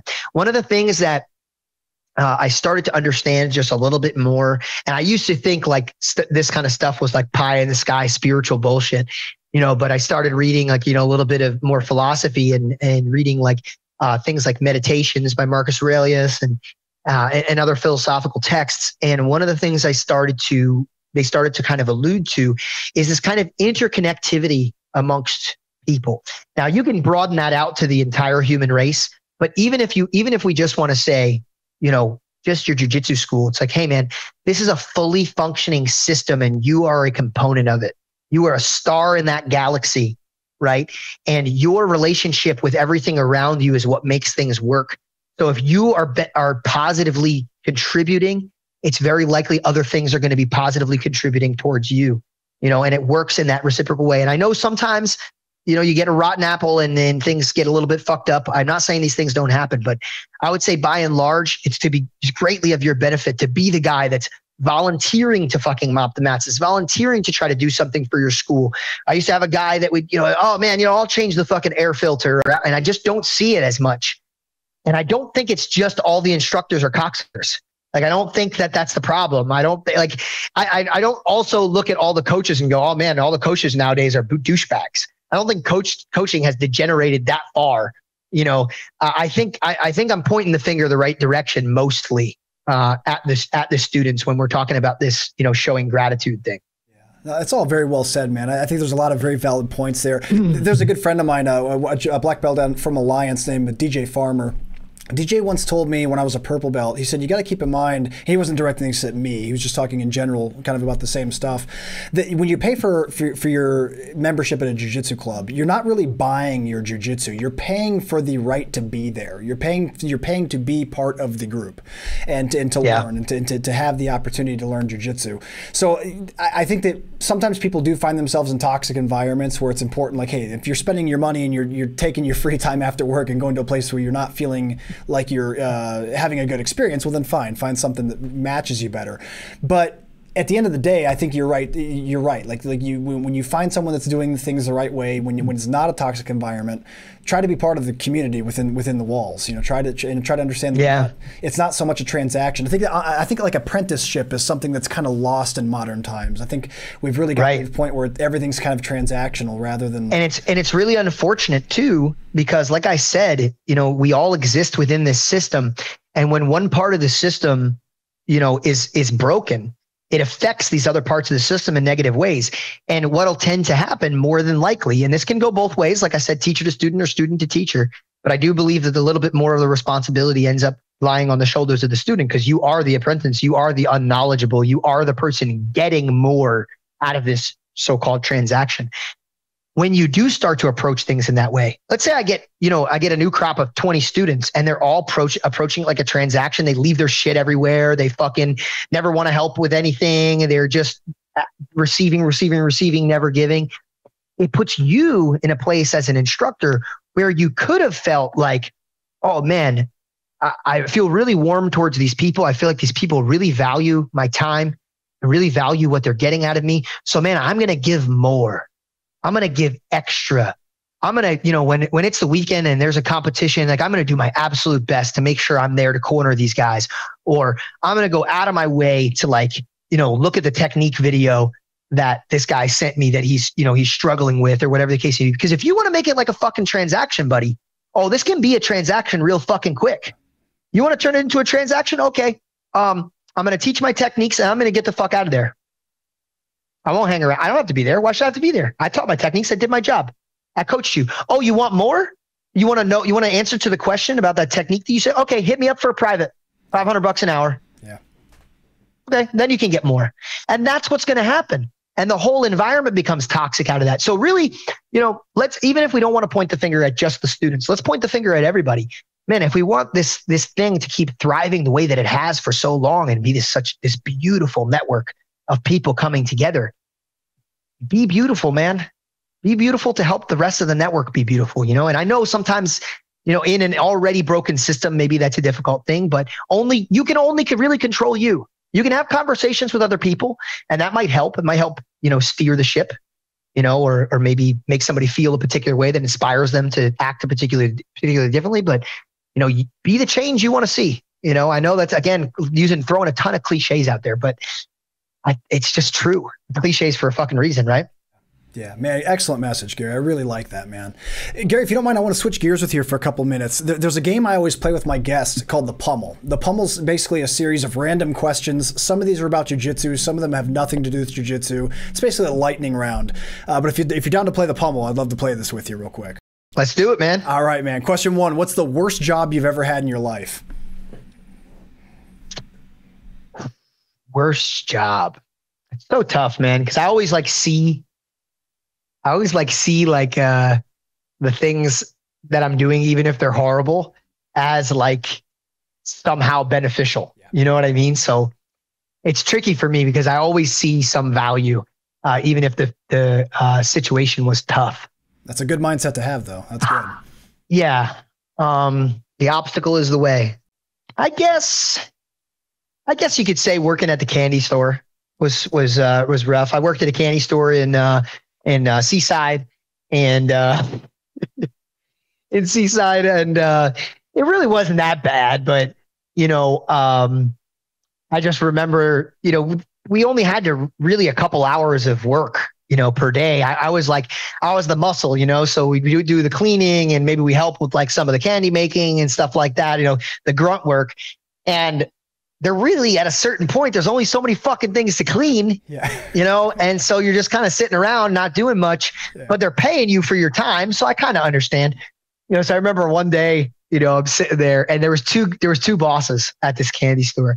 And one of them is a super chill, just laid back guy. And you're doing your job. He doesn't care. And the other dude is a very high testosterone, doesn't take shit from anybody kind of guy. Yeah. So I'm sitting, just waiting for the next thing that we need to do one day. And he's like, what are you doing sitting down? What are you doing sitting down? And who do you think you are? And I'm like, I did everything that I was asked to do today. He's like, find something to do. And I went to one of the other employees and I was like, hey, there's really not much for us to do. He doesn't want me to sit. I guess I cannot sit, but what do you do? You know what I mean? When he does that. And he's like, man, honestly, he's like, what I do is I just take a wet rag and I just rub it over the cabinets, man. I just act like I'm fucking cleaning. And then that's that. You just got to keep yourself busy. And I was like, all right. And I hate shit like that. I'd rather do back-breaking fucking physical labor all day and be occupied doing something than to just do some bullshit that doesn't matter. You're not accomplishing anything. It's not helping anybody. It's fuck, dude. I'll do your fucking accounting. I was probably too young to really do anything like that, but I'll do something useful. Just tell me what you want me to fucking do. But yeah, so I didn't like that. I didn't like the downtime, but overall it wasn't that bad. It's funny because I actually had a job where I had to wipe somebody's fucking ass, and I didn't choose that job as the worst job because there was always something to do. I always had to fucking take care of something. I was responsible for some special needs kids, very far on the spectrum, autistics.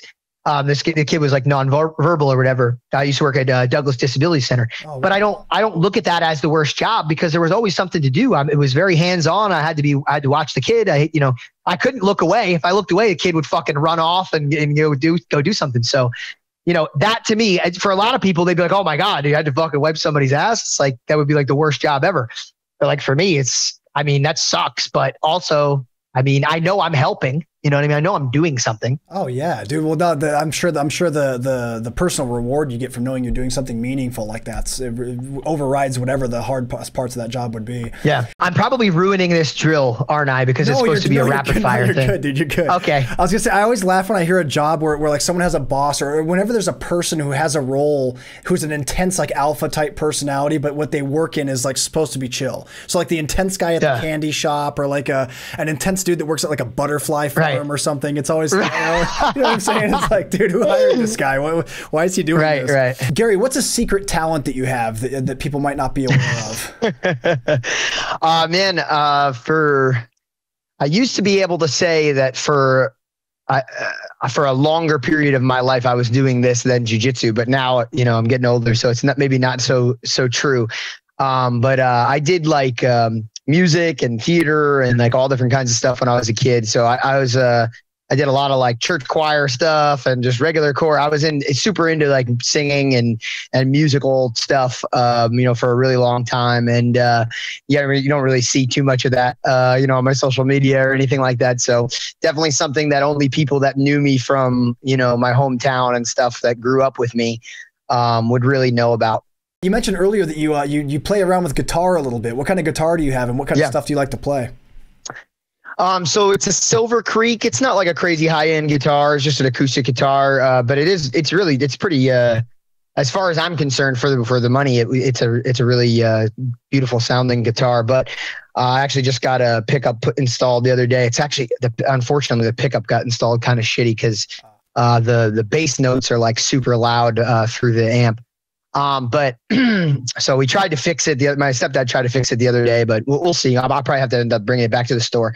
But yeah, man, I'm not like that great or anything. I fiddle around with some songs. We're playing around with Travis picking right now. I'm trying to learn how to play the Boxer and pretty much just finished Dust in the Wind, but I'm not like fully clean with it yet. Like I don't have it all down by memory. So. That's awesome. And yeah, guitar is something I've been trying for years and years to get good at playing guitar. I've practiced on and off here and there. In fact, our friend Todd Schaefer, who we were talking about in the intro, he'll send me clips of him playing stuff, and then I want to send him clips of stuff clips of myself playing, but I'm just too embarrassed. I'm like, bro, you're way beyond me. Like you actually know what scales look like. Like I don't know any of this shit. So right. It's a fun. Oh, that's interesting. It's a fun habit. You asked me about my hidden talents. I didn't even know Todd played the guitar. Oh, dude, he's pretty good, man. He's pretty good. Todd, I had no idea. Todd has a legitimate guitar addiction. Like he buys a new guitar every few weeks. I swear to God. Oh wow, it's so crazy. Yeah, and he's got some really nice stuff. You have to ask him to send some pictures. He's got some really cool stuff at his house. Yeah. What do you think is the worst injury that you've had through jiu-jitsu?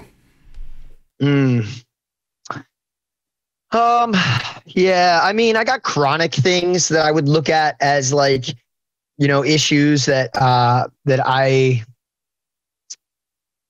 feel has been more impactful overall, in my career. But I think that probably in terms of like an acute injury that happened all at once that was impactful, like I tore my ACL. A lot of people don't know about it. I really don't think I spoke about it much. I'm not really big on letting people know my injuries, like even the chronic injuries that I have.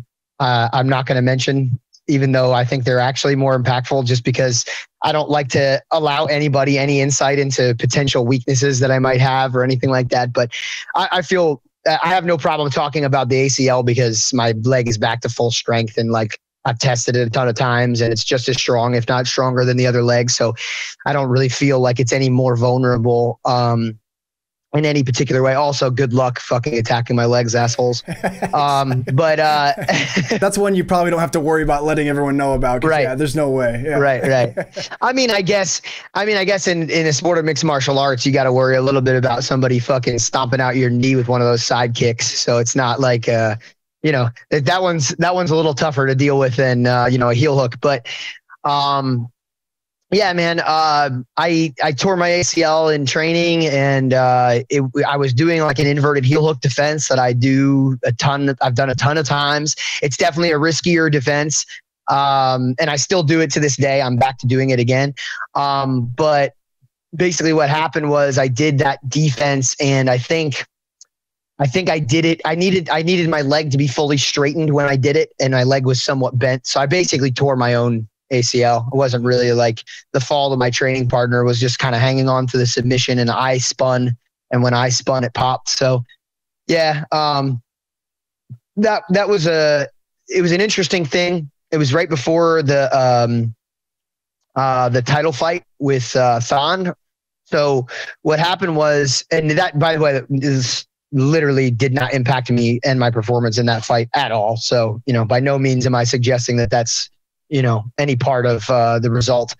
What was I going to say?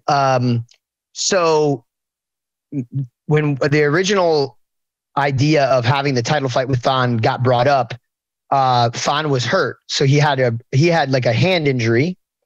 So they offered me like other fights, and I'm like, well, if I'm being offered a title fight, it seems kind of silly to not just wait for the fucking title fight, because anything can happen. I could go take a fight, and like fighting is a risky thing, man. So, I could go take a fight and something bad could happen. I could hurt my hand, in the next fight, which I have hurt my hand in fights before. And then I wouldn't be able to fight for the title. And so it's like, dude, if I'm in title contention, it's like, I'll just wait till this guy gets better. I was like, I don't think the hand injury is going to stop him from fighting, forever. So, his hand was hurt. I think it healed over time. Maybe he got like another injury or something like that. Then I had my knee injury. And then finally everything worked out, and we were able to fight each other. So, I think that was in the timeline. I don't know. Sometimes I don't remember things exactly, correctly. I'm getting punched in the head every day, but I'm pretty sure that was the rough timeline of it. But by the time we actually ended up fighting Don, everything was like pretty much back to 100%. It actually ended up working out great, the way things happened. Maybe there was a little bit of COVID involved, in why there was a stalling of the fight too. I'm not 100% sure. Because I think they canceled. Yeah, I think they canceled one of the events, but I don't know what it was related to. Because so Singapore was taking COVID, very seriously.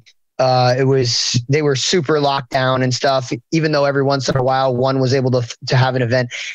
So at least the excuse that was given to us was that there was some COVID related thing. It was weird though, because whatever event we were on was canceled. And then like they did another event like the following week or like the week before it. And I'm like, that's weird. That's kind of weird, So yeah. Who knows what actually happened?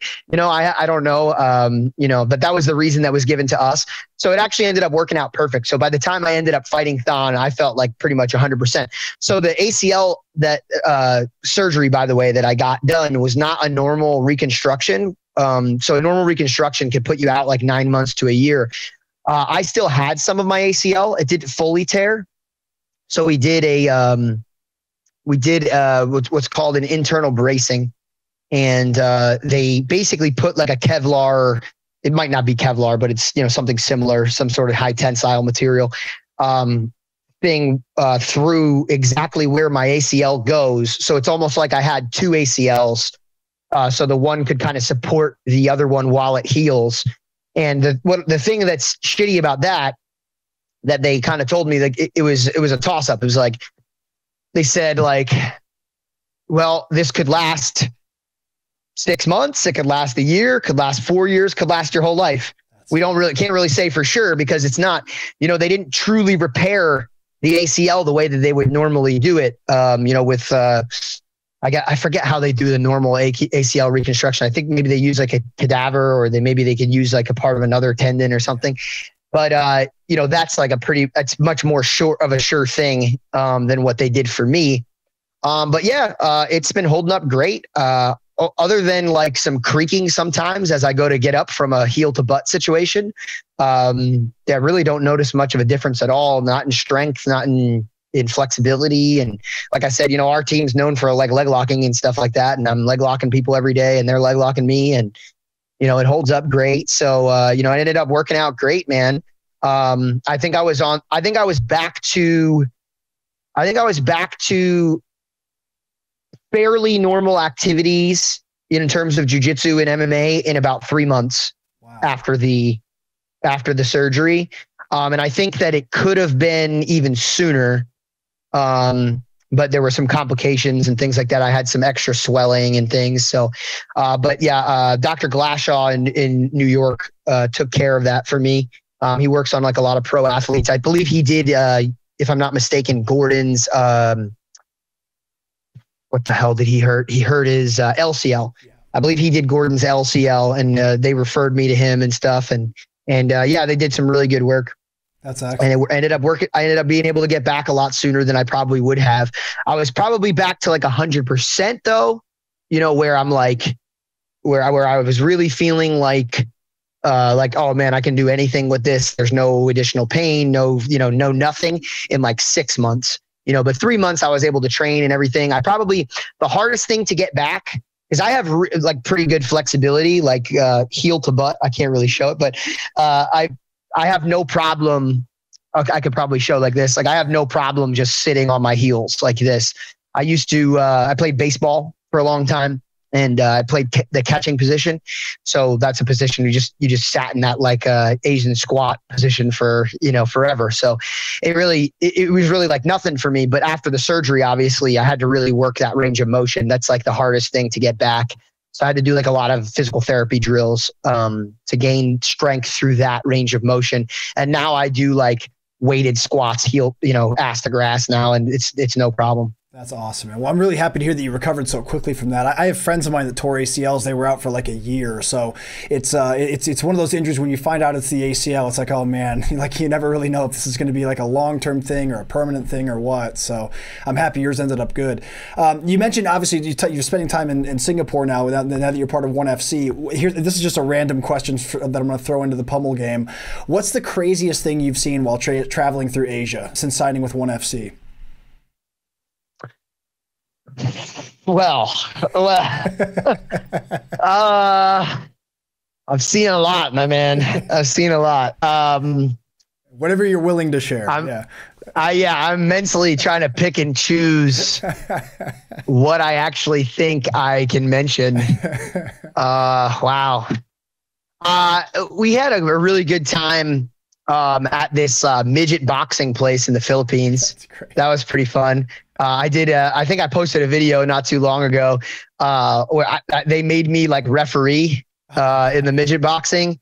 And it's really fun. Like, you know, they're putting on a show and everything. And like, I went to go raise their hands, and the guy whose hand I didn't raise, like punched me in the nuts, like while I, you know, raised it. It was a great time, dude. You know, so if you're out there and you have, I forget what the name of the place is called. Yeah, that was a great time. They have a lot of fun, and, you know, that's probably not the craziest. I think I mentioned this on one or two podcasts, but it's not like I've talked about it, you know, a ton. Yeah. Me and Yuting got into a fight in South Korea when we were cornering Ryan Benoit in one of his UFC fights. And it was my first fist fight ever, but I don't even know if I can call it a fist fight because no punches were thrown.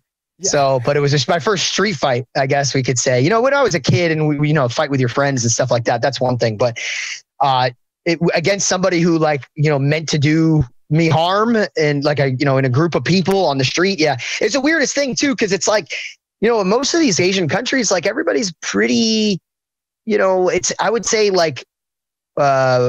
far more civilized than, you know, most of, you know, the places that you would go in the United States. And so it's kind of weird, you know. I would have thought that if any place I would have gotten into like a fist fight or something like that, they would definitely not have been in an Asian country. Yeah. That kind of stuff just doesn't happen as much. Like it, you know, in Singapore for sure, it doesn't happen as much because it's like, you know, the laws there are like super strict and everything. And I certainly wasn't looking for a fight, you know. It wasn't the game plan. You know, I was there to corner my buddy. Like I'm not really, that's not the kind of shit that I get into, man. You know, I really tried to my absolute, and I think most people not everybody, of course, there's the Jorge Masvidals of the world, but I think most people that get involved in combat sports, something interesting happens where it's like the more you learn about fighting and the consequences of fighting, and you see your friends and all these things, suffer those consequences, and you suffer those consequences.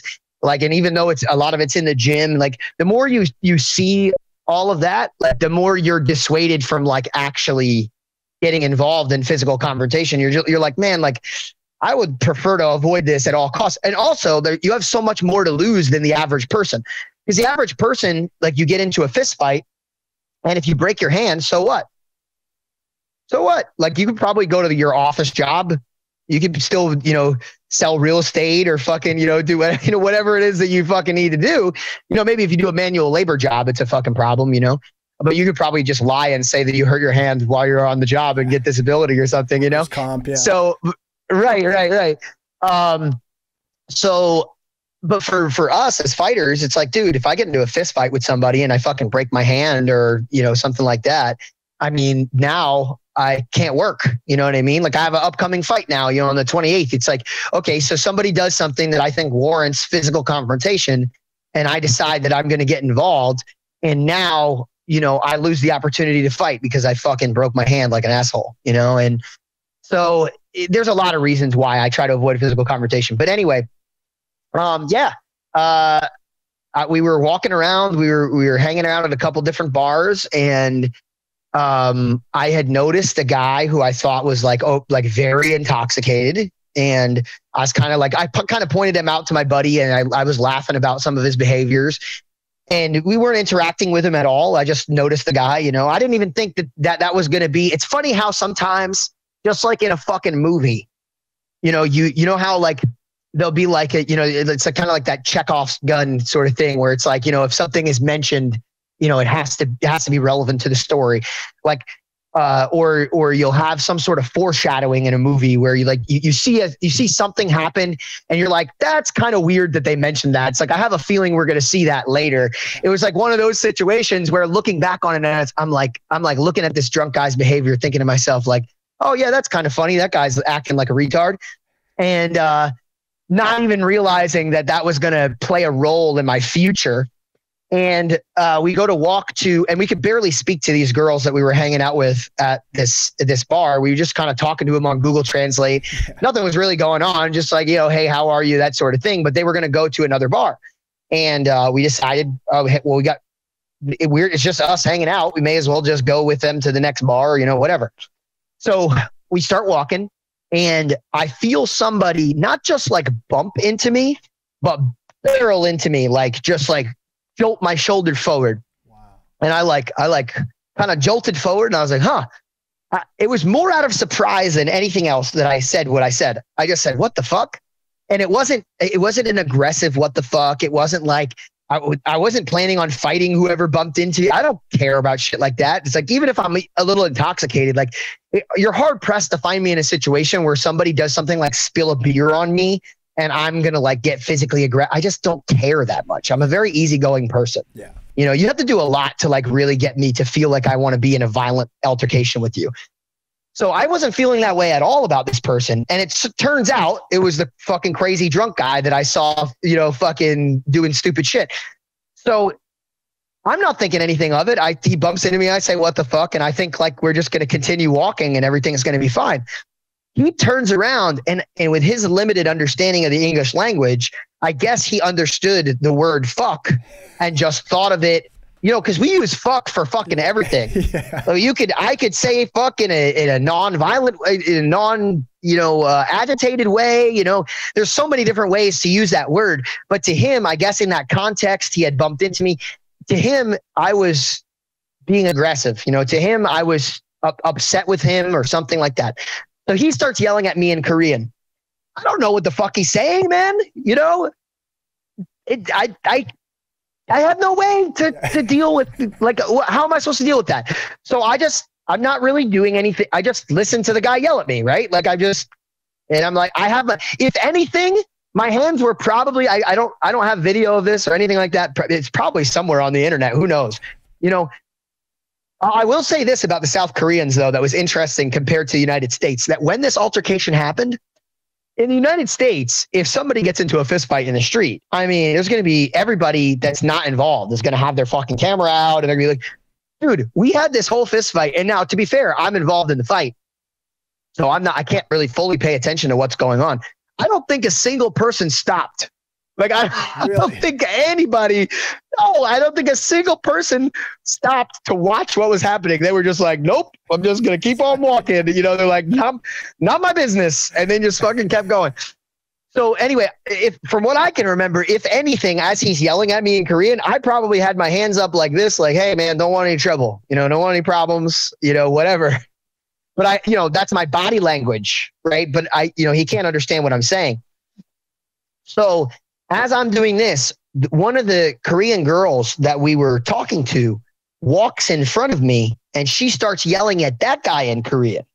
Okay. So now the two of them are yelling. As she starts to yell and like get in his face, now she didn't touch him, but she's yelling like very close to him. And they're both intoxicated, you know, but the other guy's like way more intoxicated. She starts yelling and he doesn't even want to fucking hear it. The moment she starts yelling, he just goes boom and smacks her in the face. Oh no. And I don't know this girl. No, I have no real reason to like be the person to be looking after her well-being. I'm not really a white knight kind of guy. Like, you never know what's going on in a given scenario, but I was a part of that scenario. Who knows what she said? You know what I mean? She could have said the most terrible thing about his mother. Like I have no fucking clue. Not that necessarily justifies getting slapped in the mouth. No. But I'm just saying like, I had no context for what was going on, right. But I just reacted, man. Like basically the moment that guy's hand touched her face, my hand came back and I smacked his face. Nice. Right?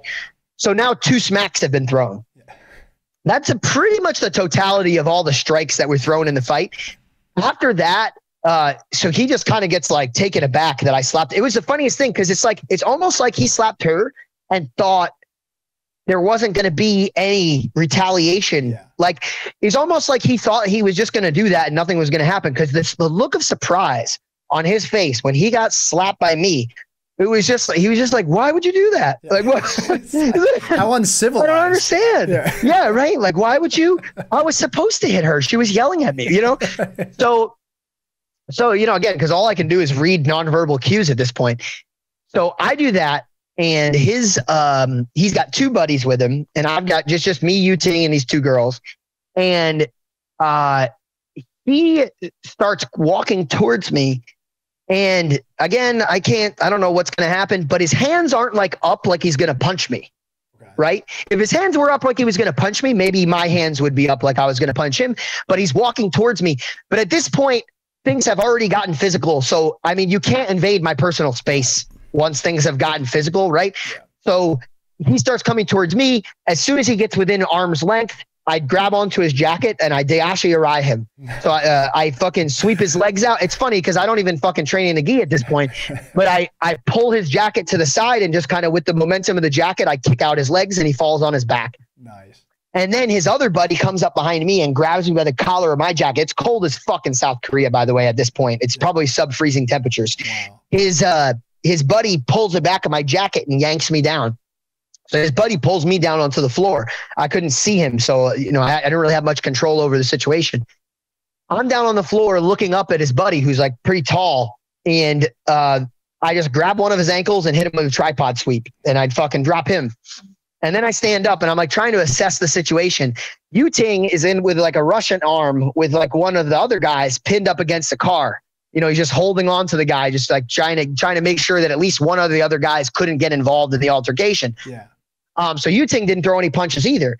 And neither did the guy, I guess, that he was holding on to. So then I turn around and I'm looking at this guy who originally slapped the girl in the face. And he's holding the girl they're both on the ground and he's holding the girl like with his hand like this. He's holding her hair. And I'm thinking to myself in my brain, I'm like, this motherfucker still wants some? I'm like, I just don't like he got fucking swept onto his neck. I was like, he's going to keep fucking trying to hit this girl. Now, in retrospect, after I thought about this, I think what he was actually trying to do I'm guessing that she was still trying to hit him. Because again, remember, she was pretty like angry and violent with him, or not violent, but very aggressive with him. And he had already slapped her. Right.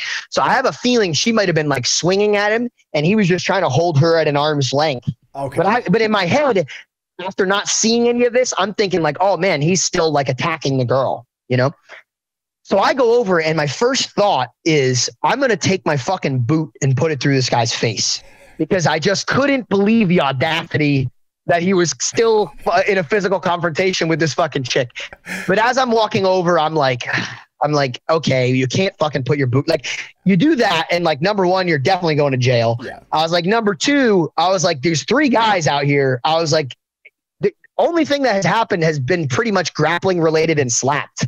I was like, and violence only escalates. I'm like, you put a boot through somebody's head and like, they're going to try to do shit like that to you. You know what I mean? So this is going to get way more violent really quick, and who knows, maybe they have knives, maybe they have whatever. So let's keep it more civilized in terms of, the level of violence. So I get up behind him and I start going to strangle him. And I'm like, I thought about it, and I've seen fights play out a ton of times. A lot of people on the street don't understand, strangulation.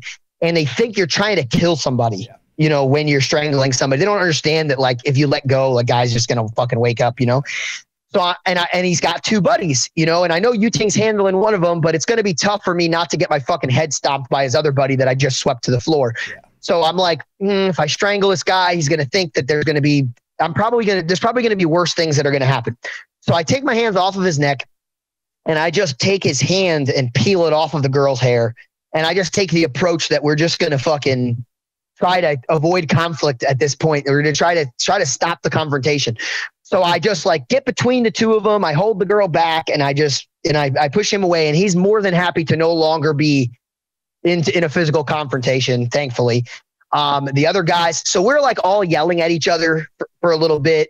And obviously nothing's getting through because they speak Korean. I speak fucking English, So at a certain point, I just pull the girls away and we go our direction. They go their direction.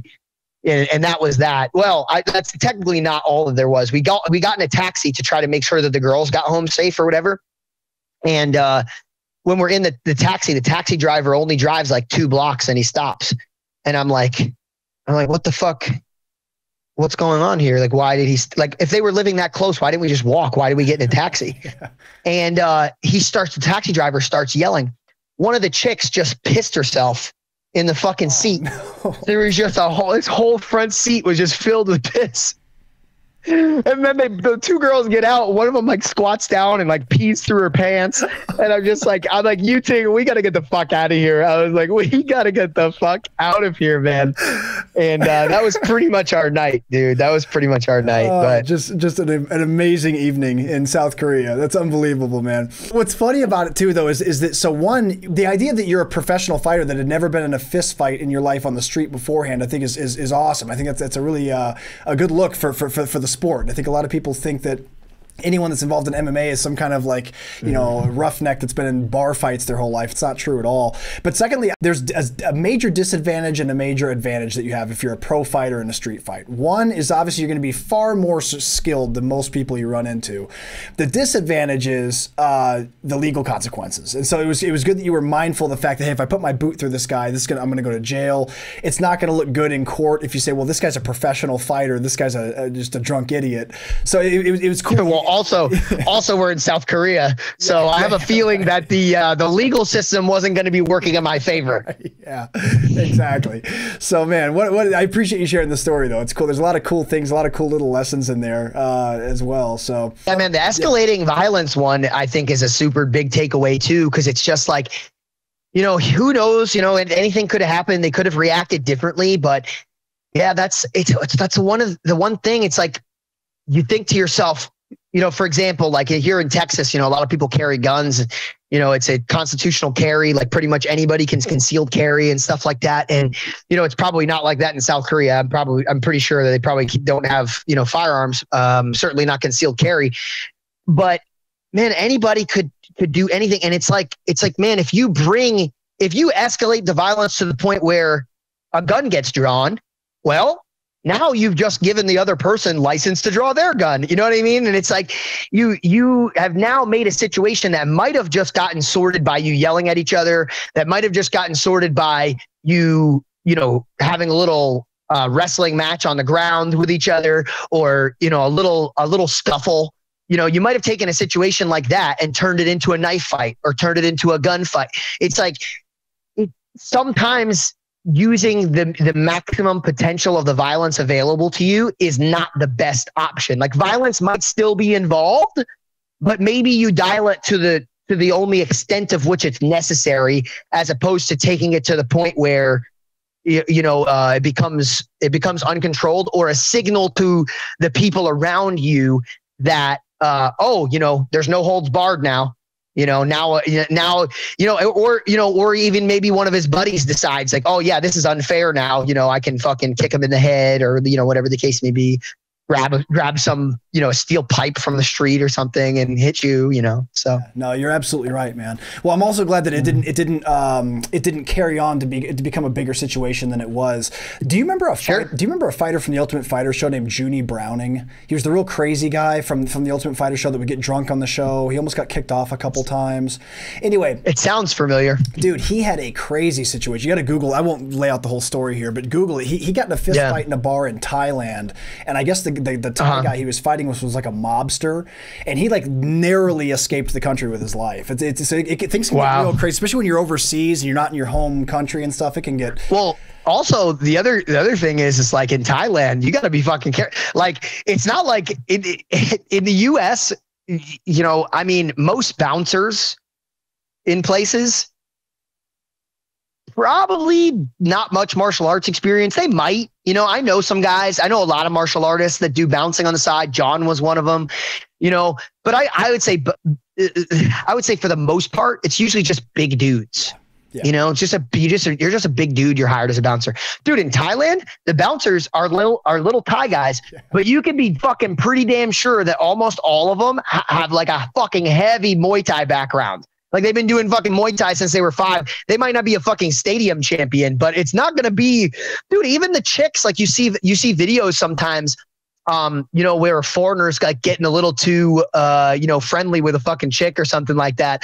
And all of a sudden she fucking teeps him in the chest. Yeah, right. You know what I mean? It's like, dude, like, it's a different culture out there. Like, a lot of them can fucking fight, man. They might not look like much. They might be a little guy, but you're going to get fucking head kicked. Oh yeah. And you look at their records too. Like, if you see the record of a guy that's, like you said, been fighting since he was 7. I mean, some of these guys by the time they're 25 have had like 400 fights. It's insane. So yeah, that's right. Definitely behave yourself if you're overseas, man. Here's another fun Pummel question for you. If a scientist made a clone of you and you had to fight your clone in a jiu-jitsu match, could you pass your own guard? Yeah. Oh, I could definitely pass my own guard. 1,000%. I don't think my guard retention is my best, attribute as far as the sport's concerned. Also, I tend to use part of it is that I wouldn't say it out of all my attributes is my best, but the other thing is like, as part of a stylistic choice, I would say I look at having my guard passed as like not the worst thing in the world. And here's why. So grappling exists to some degree on a continuum of how much physical contact I'm able to make with my opponent at a given point in time. The more my body is attached to my opponent, in theory, at least in my, to me, the more options I'm going to have to be able to move and maneuver around or move and maneuver my opponent in general. When you stand at a distance where I don't have very much physical contact with you, it makes doing things like sweeping, submissions, all these things much more difficult. It makes it easier for you to evade. You might be able to kick your leg out. You might be able to see whatever it is that I'm doing coming because you can physically see my arms and my legs moving or whatever the case may be. So even though in a bottom position, when somebody has chest to chest contact, you would imagine in most situations that the top guy has the advantage. And I wouldn't disagree with that, even from a jiu-jitsu perspective. Dude, to some degree, it's almost like, especially against some of the opponents I've fucking competed against, it's almost a little bit of a win because it's a struggle to get the person to even get to fucking chest, to get to body contact where we can actually do fucking jiu-jitsu, because they're not even planning on doing fucking jiu-jitsu. They're just planning on like fucking touch and go. And like, maybe if I see a hole, I'm going to fucking engage.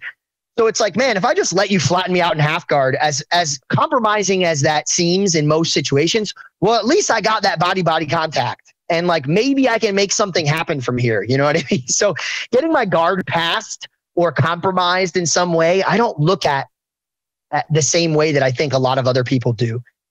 If your whole game is based around the idea of, man, I can't let somebody pass my guard and I have to maintain my guard in order to get off my attacks, and I can't let somebody pass my guard because then I'll lose points and I'm going to lose the match. I can see why people, care about it so much. But if you have a game that's built around trying to fucking submit people, I think it's different. I'm not saying getting your guard passed is a great thing, but it's not as bad as it seems on the surface. So yeah, that's why I would say for sure I could pass my own guard. That's great, man. And that's a common theme that you see with all Danaher's guys, and something Danaher very deliberately teaches is the idea of being so confident in your defense and so confident in your escapes that no matter where the fight goes, it doesn't really matter at the end of the day. And that's a tremendous way for a lot of people to approach the sport, because like you said, you don't want to be in a position where it's like, oh God, something happened and now everything's melting down. You want to be able to attack and be efficient from everywhere. So that's awesome, man. Right. And like, to speak to that same point, like, a lot of people talk about, self-defense versus jiu-jitsu. We might have touched on this in the interview, so I'll be brief about it.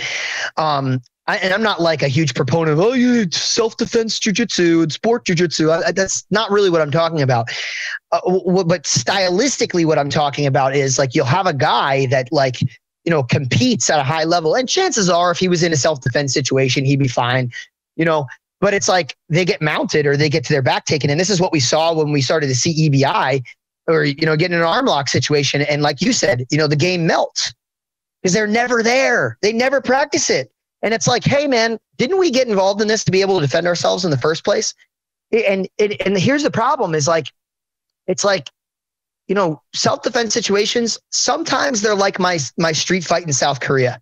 Sometimes you get to start facing each other like a fight in a cage, and you shake hands and you go, or in this case you slap faces. But like, there's a lot of self-defense situations, especially for women, namely, I think, but even for men, where it's not a fair fight. Somebody fucking jumps on your back or fucking, jumps on top of you and you were tussling with somebody else or whatever the case may be. And it's like, fuck, dude, you're never allow yourself to be mounted in training.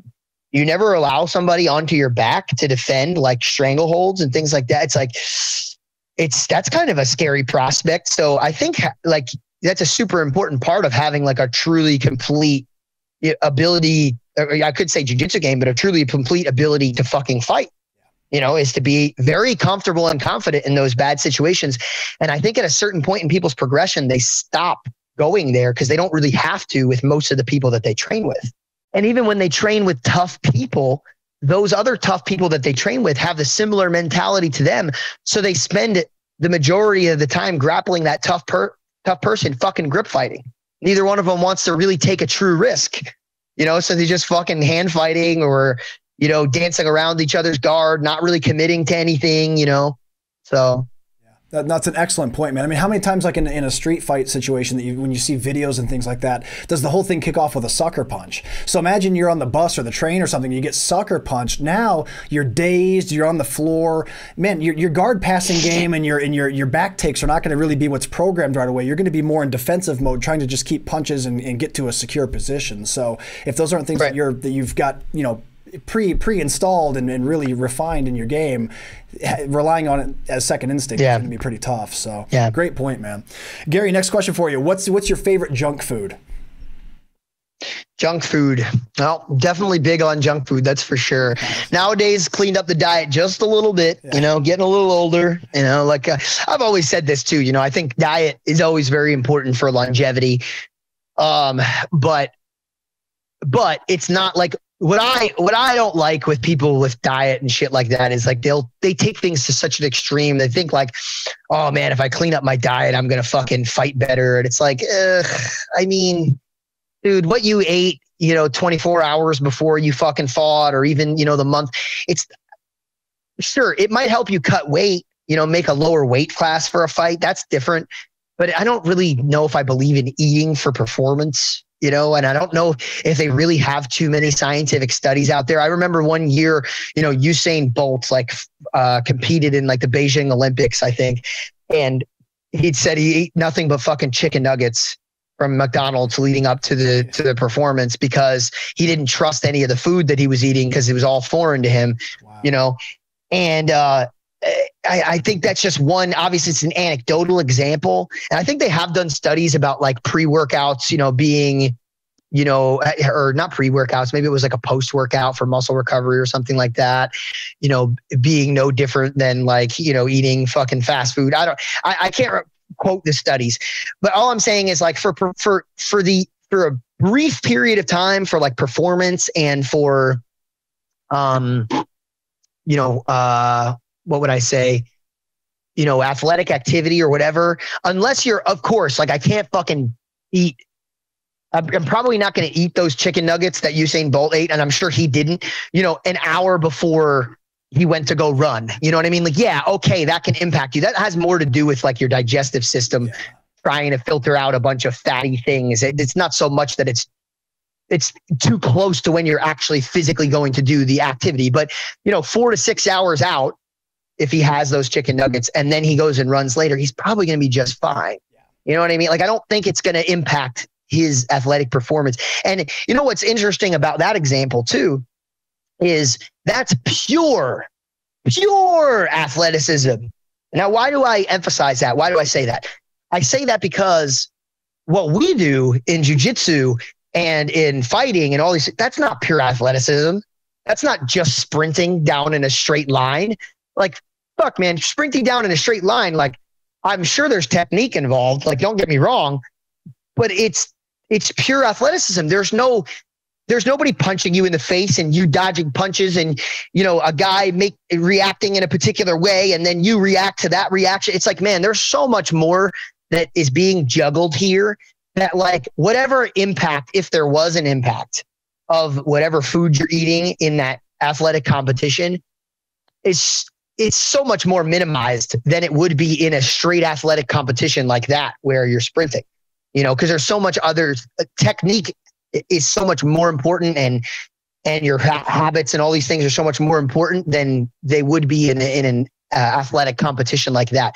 So maybe you could make a little bit of an argument for these straight athletic things, like, you know, swimming in a straight line, fucking running in a straight line. Okay.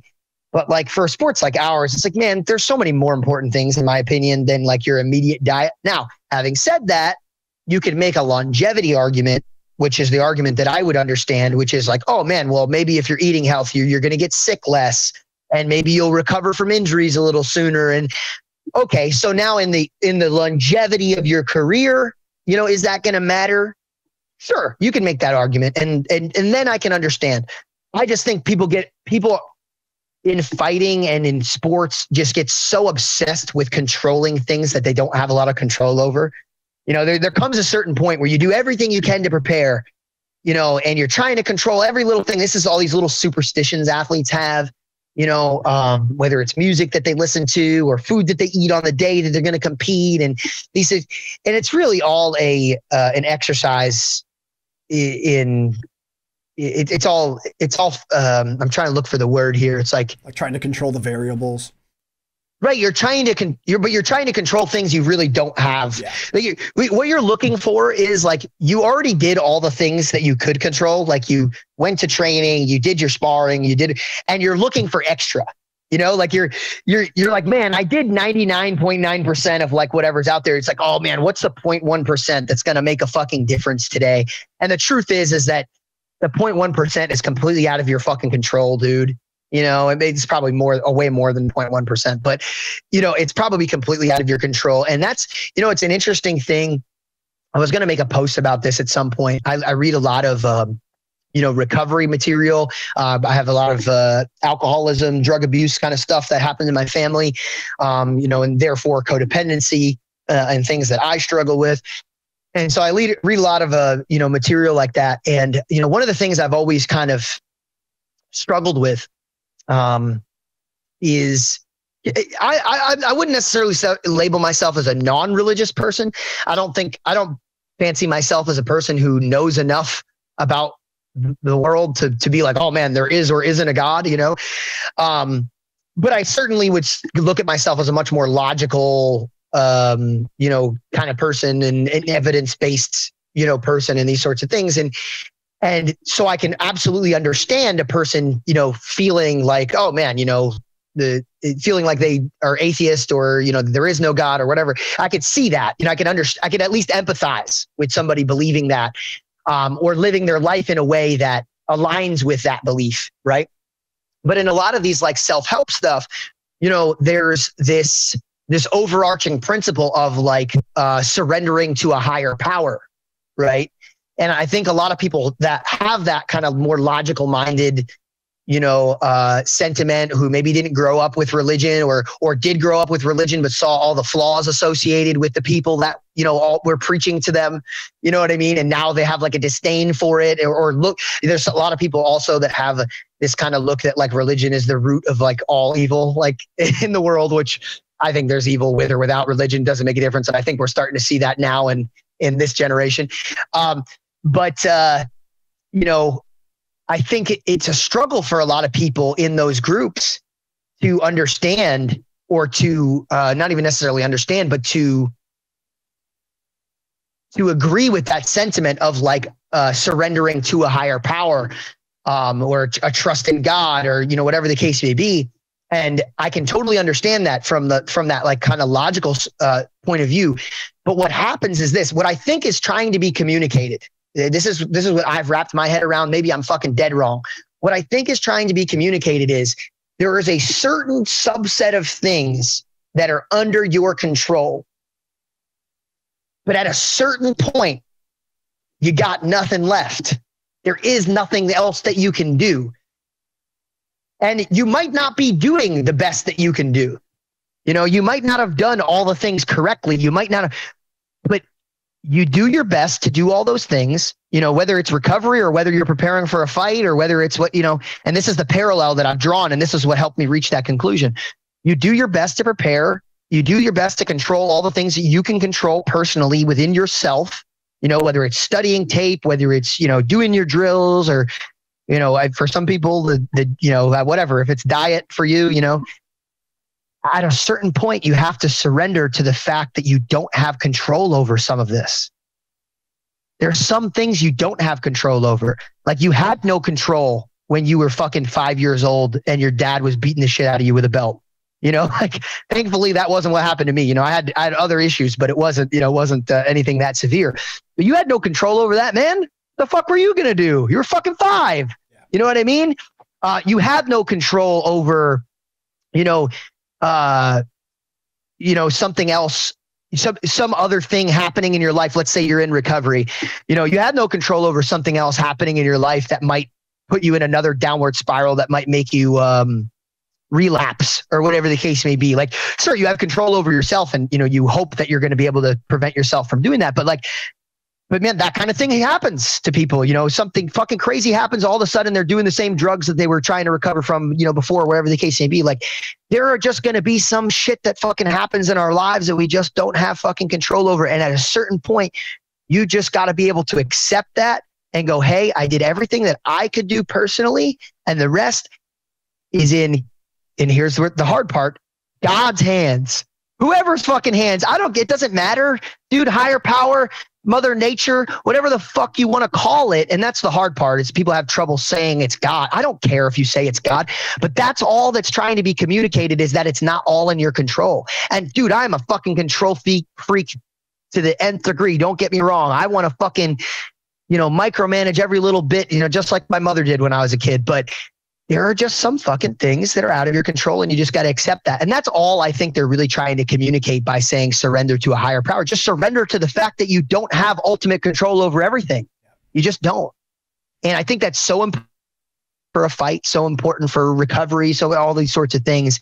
And I think if they did a better job communicating that, as opposed to making it like, oh, this is about God, or, that's where things get tricky. I just think they could do a better job explaining that in some of these, kind of recovery materials and things, because it turns a lot of people off. It's like a fucking light switch. I know even for me, man, when I read a lot of material, I was trying to research a book the other day, and I'm trying to find like a logical explanation for, research-based principles for something. And every book that I could find on what I was looking for, it took like a religious tone. And I'm just like, this is not really what not that I'm not into that, but I'll get that from something else. Like I'll read the Bible for that, and you know what I mean? I'm like not really looking for that. You can, it's interesting. You can infuse it. Like, Jordan Peterson talks a lot, and he uses biblical examples and stuff, but he infuses like a biblical example with like a very logical idea. It's not like, he's not like, well, Jesus says this. It's like, well, now you lost a lot of people, dude. You know what I mean? It's like, hey man, here's how this is related to this problem that you're having, and how that people at this particular time period may have solved it. And here's like a little anecdote about why, maybe you should do things this way. It's like, oh yeah, that's understandable. I could use that even if it's from a religious text. Like that makes sense. So anyway, rant over. No, dude, that was great, man. Gary, there's something you said there, and I hope you don't mind me asking about this. You mentioned that you come from a family that had some alcoholism and drug use. I'm always fascinated when I see people and meet people who have reached exceptional levels in life and who have become like elite athletes and things like that, despite the fact that there was generational struggles that their families dealt with. What do you think it was that kept you from following that same path? It's funny, man. It might have even been Jordan Peterson that said this too. It might have been another person, but I just remember like zeroing in on it and thinking to myself, like, yeah, that's a super important thing. Like, it's important to identify what you want to do and where you want to go in life, right? From a goal perspective, but it's equally important to understand what you don't want, like what outcomes you don't want and what you don't want to pursue. And the earlier you can do those things, identify what you want and identify where you don't want to end up and what you don't want, the easier things become. I have this conversation with people all the time. Those stupid, DARE programs and like all the little drug fucking free things that they used to try to do at school. A lot of them were super corny. And I know that historically speaking, they didn't have a lot of positive impact. I think statistically, they've done some analyses and decided that like a lot of that shit didn't really help. If anything, kind of hurt. And I can remember examples of that as well. Like I can remember them talking to us when we were pretty young about like huffing paint. And I'm like, I didn't even know that was a thing that like kids could do to get high. Like, I'm like, dude, like now I know. I'm like, it's not like it encouraged me to do it. I never huff paint, but like, I was like, man, you're definitely like, if that's what I was looking to do, you opened some doors that I didn't know fucking existed. You know what I mean? Like, fuck. So anyway, but one of the positive takeaways that I did get, and I don't remember which program it was that fucking came to one of my schools. One of the things one of these guys said was, he was like, man, make these decisions that that are going to be hard decisions to make before they ever happen. Like before you're ever presented with the peer pressure moment of, do this drug or whatever the case may be, you should already have made up your mind as to whether or not you were going to do that drug or participate in that behavior or do that thing. Because man, if you wait till the high pressure moment to try to make that decision, of course you could get persuaded by somebody that's good enough at persuading you. Like, why wouldn't you? You haven't put any thought into it. So, now you're in this high pressure situation. Maybe there's a girl you like around or who's involved in the situation, or, somebody that, you look up to at school or blah, blah, blah, blah, blah, blah, blah. And now you're waiting till this moment to decide what your principles are that you're going to stick by. there's no fucking way, dude. No, nobody's strong enough, under those circumstances, to truly do what they would align with if they actually put some thought into it ahead of time. So I think a lot of those things, played a role. Is kind of like I identified because of some of this behavior that I saw, from family members. I was like, man, that's definitely not what I want. You know what I mean? And then for a long time, I didn't even drink. That took me, I think I would tell it was like 22 or 23 before I felt comfortable drinking. Prior to that, I would never get involved, because to me, it was just like, man, I don't even want to touch the stuff, because clearly this is the problem. But what I started to realize as I got older is it's like, no, I don't really think that the substance itself is the problem. It's like the behaviors of the person that's using the substance, and I'm not that person. And I think that I have enough, and maybe some other people would say this, and who knows, maybe that's the road that leads them to fucking despair. Thankfully for me, I've been fine.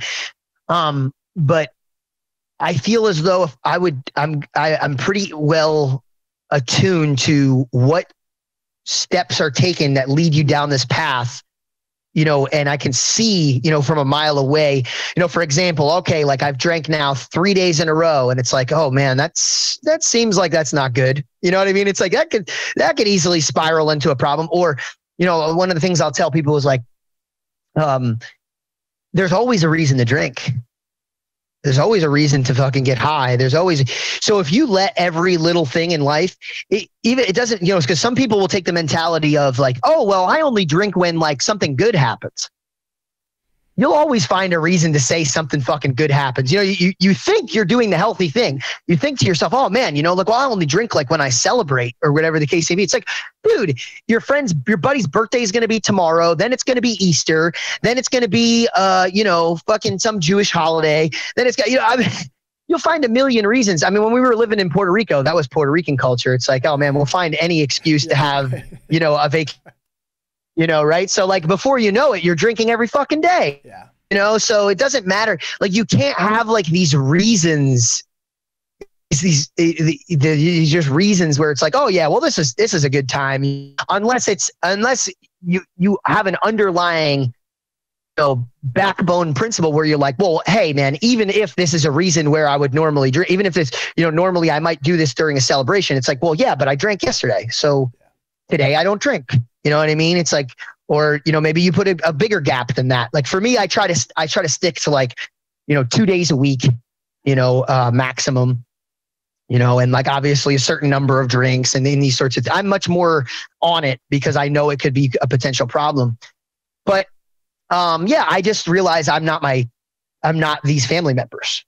I don't have to do what they would probably have to do, which would be, be completely not use these substances. There are certain substances which are an absolute no-go, for me, because I just think that I see like how terrible the spiral is with, like, for example, like something like cocaine. Dude, I think you're going down like a pretty dark. Yes. I'm not saying that everybody that ever uses cocaine becomes an addict and these sorts of things, but it's just like, I don't know, man. If it starts to feel like we're dabbling with something that's just it's got a little too much of the devil in it, man. It just, I've rarely seen that go well. Yeah.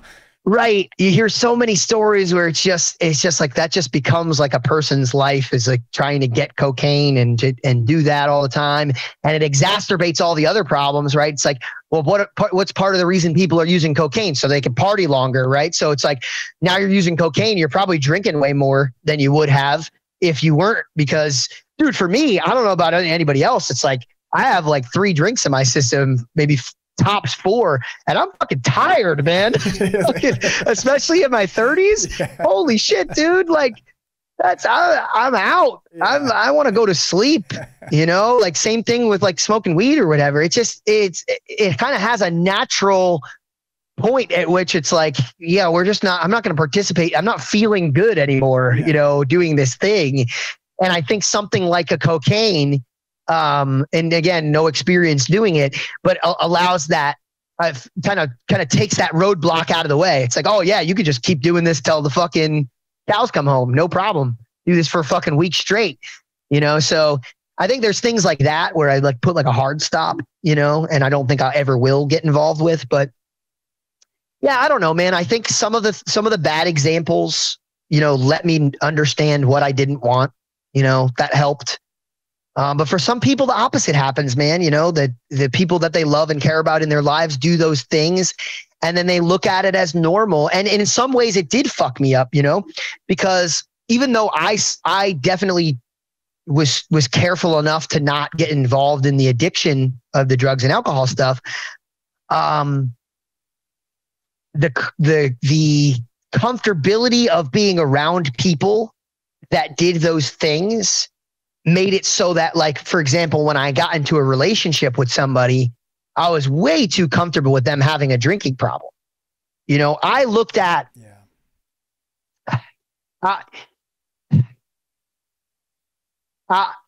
they would have like issues drinking, and it was hard for me to put a hard label on who's an alcoholic and who's not, because there were so many problems with drugs and alcohol in the family that it's like, man, people that I really loved, cared about, and respected were participating in these behaviors and were being affected by alcohol in negative ways, but they were still able to like live their lives, and like, maybe they didn't rack up 6 DUIs, but they were still driving drunk, here and there.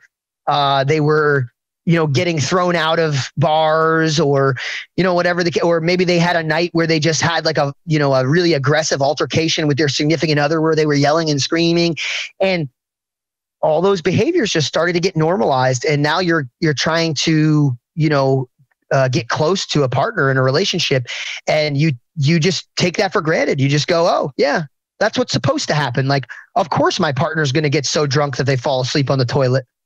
Of course and I started to see problems with it, like I knew it wasn't, it wasn't right, but it was things that probably most people that weren't involved in the kind of people that I was involved with in my family life would probably have looked at and been like, whoa, big red flag. Let's that chick has got to go. Yeah. We got to go a different direction. But for me, I was like, I could work with this, I'll figure it out, Oh, she fucking gets blackout drunk, 4 times a month and fucking hits her head on a keg and fucking gets unconscious. Oh, okay. Yeah. We can work with that, like, I don't know what I was fucking thinking, like, but it still fucked me up, man. I was able to do the things I needed to do in life, thankfully. And thankfully I never like got to a point.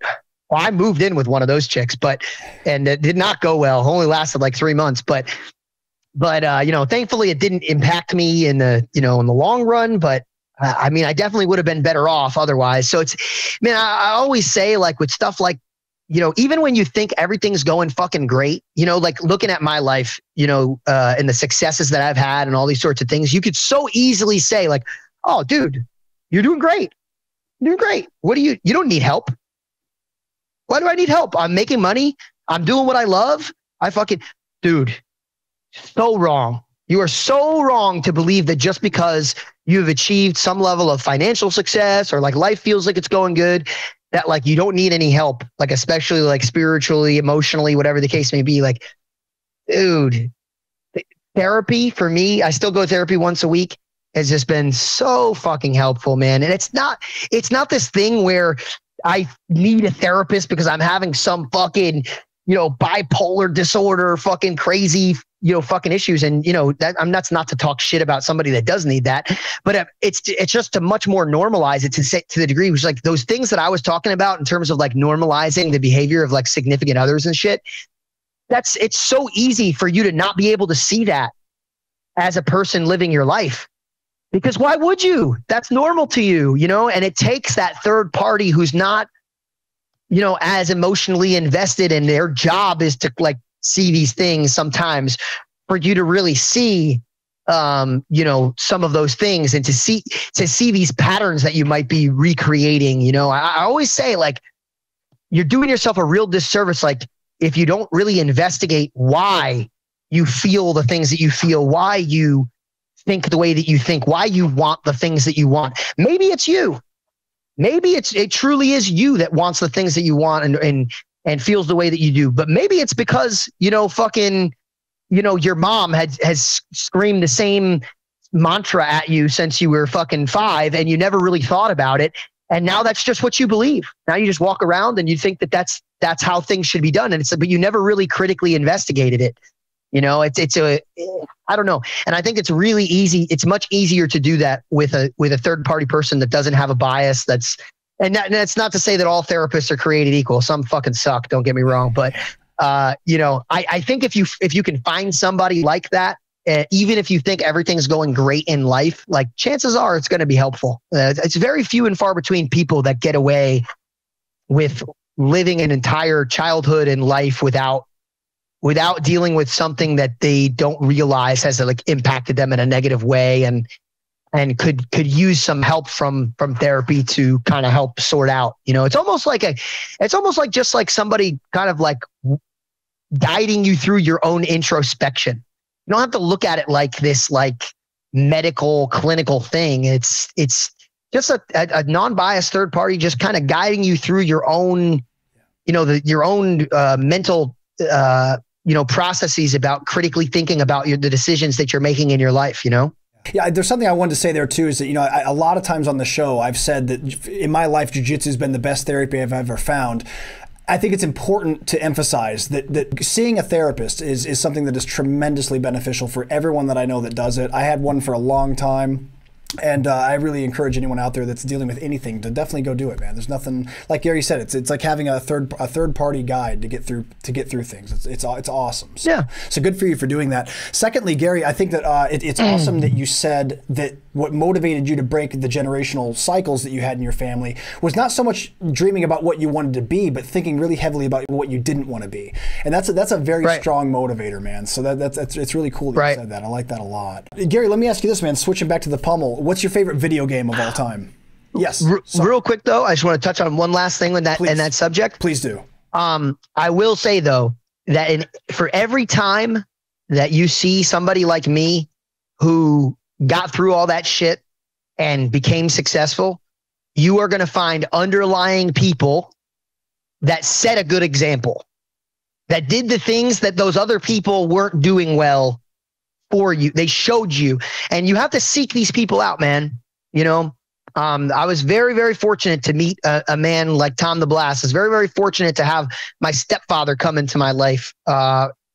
There's a ton of people. Scott Trout was one of my, as a kid, father of one of my best friends, Chris Trout. I had these guys that could help guide me. My dog is freaking out right now, trying to get into the. I don't know if you can hear it through the microphone or not. Not really, no. He's trying to get into the room, but yeah, that is so important. So if you're in one of those disadvantaged situations, dude, you got to seek out some mentors, man. You got to seek out some outside mentorship. And I know it's really hard and you might not have access to a lot of those people, but do the best you can do. Nobody's going to be perfect. Don't follow somebody fucking religiously. Like this is the only guy and all of his ideas are correct. Like that's definitely not true. All those people that I mentioned, they have flaws and I had to pick and choose what was good. But yeah, mentorship was a super big part of that conversation too. It's not just identifying the bad, but also having some good examples. Like you need to find some of that, That's but awesome. Anyway, favorite video game. Let's fucking go. All right, what do you got, man? Yeah. Right now I fucking love, I haven't been playing it in a little bit. I've been playing something similar, but I love Elden Ring. I've always been a big RPG guy. Final Fantasy was big for me growing up. But the open world stuff has been super cool. Sometimes it can get a little overwhelming because you don't have the same sense of direction. Like with ADHD, it's like, oh man, I could go do something over here and do something over here. Before you know it, it's like, well, wait, what the fuck is the point? What am I doing here? But that idea, I've always, if there was any addiction, left in me, and of course there is, from being around all these people who are struggling with addiction problems, it's that addiction to the pursuit of slow skill building, right? Like this development of skills over time. And what video games do an amazing job of that doesn't really happen in real life is they do an amazing job of like putting a number to that.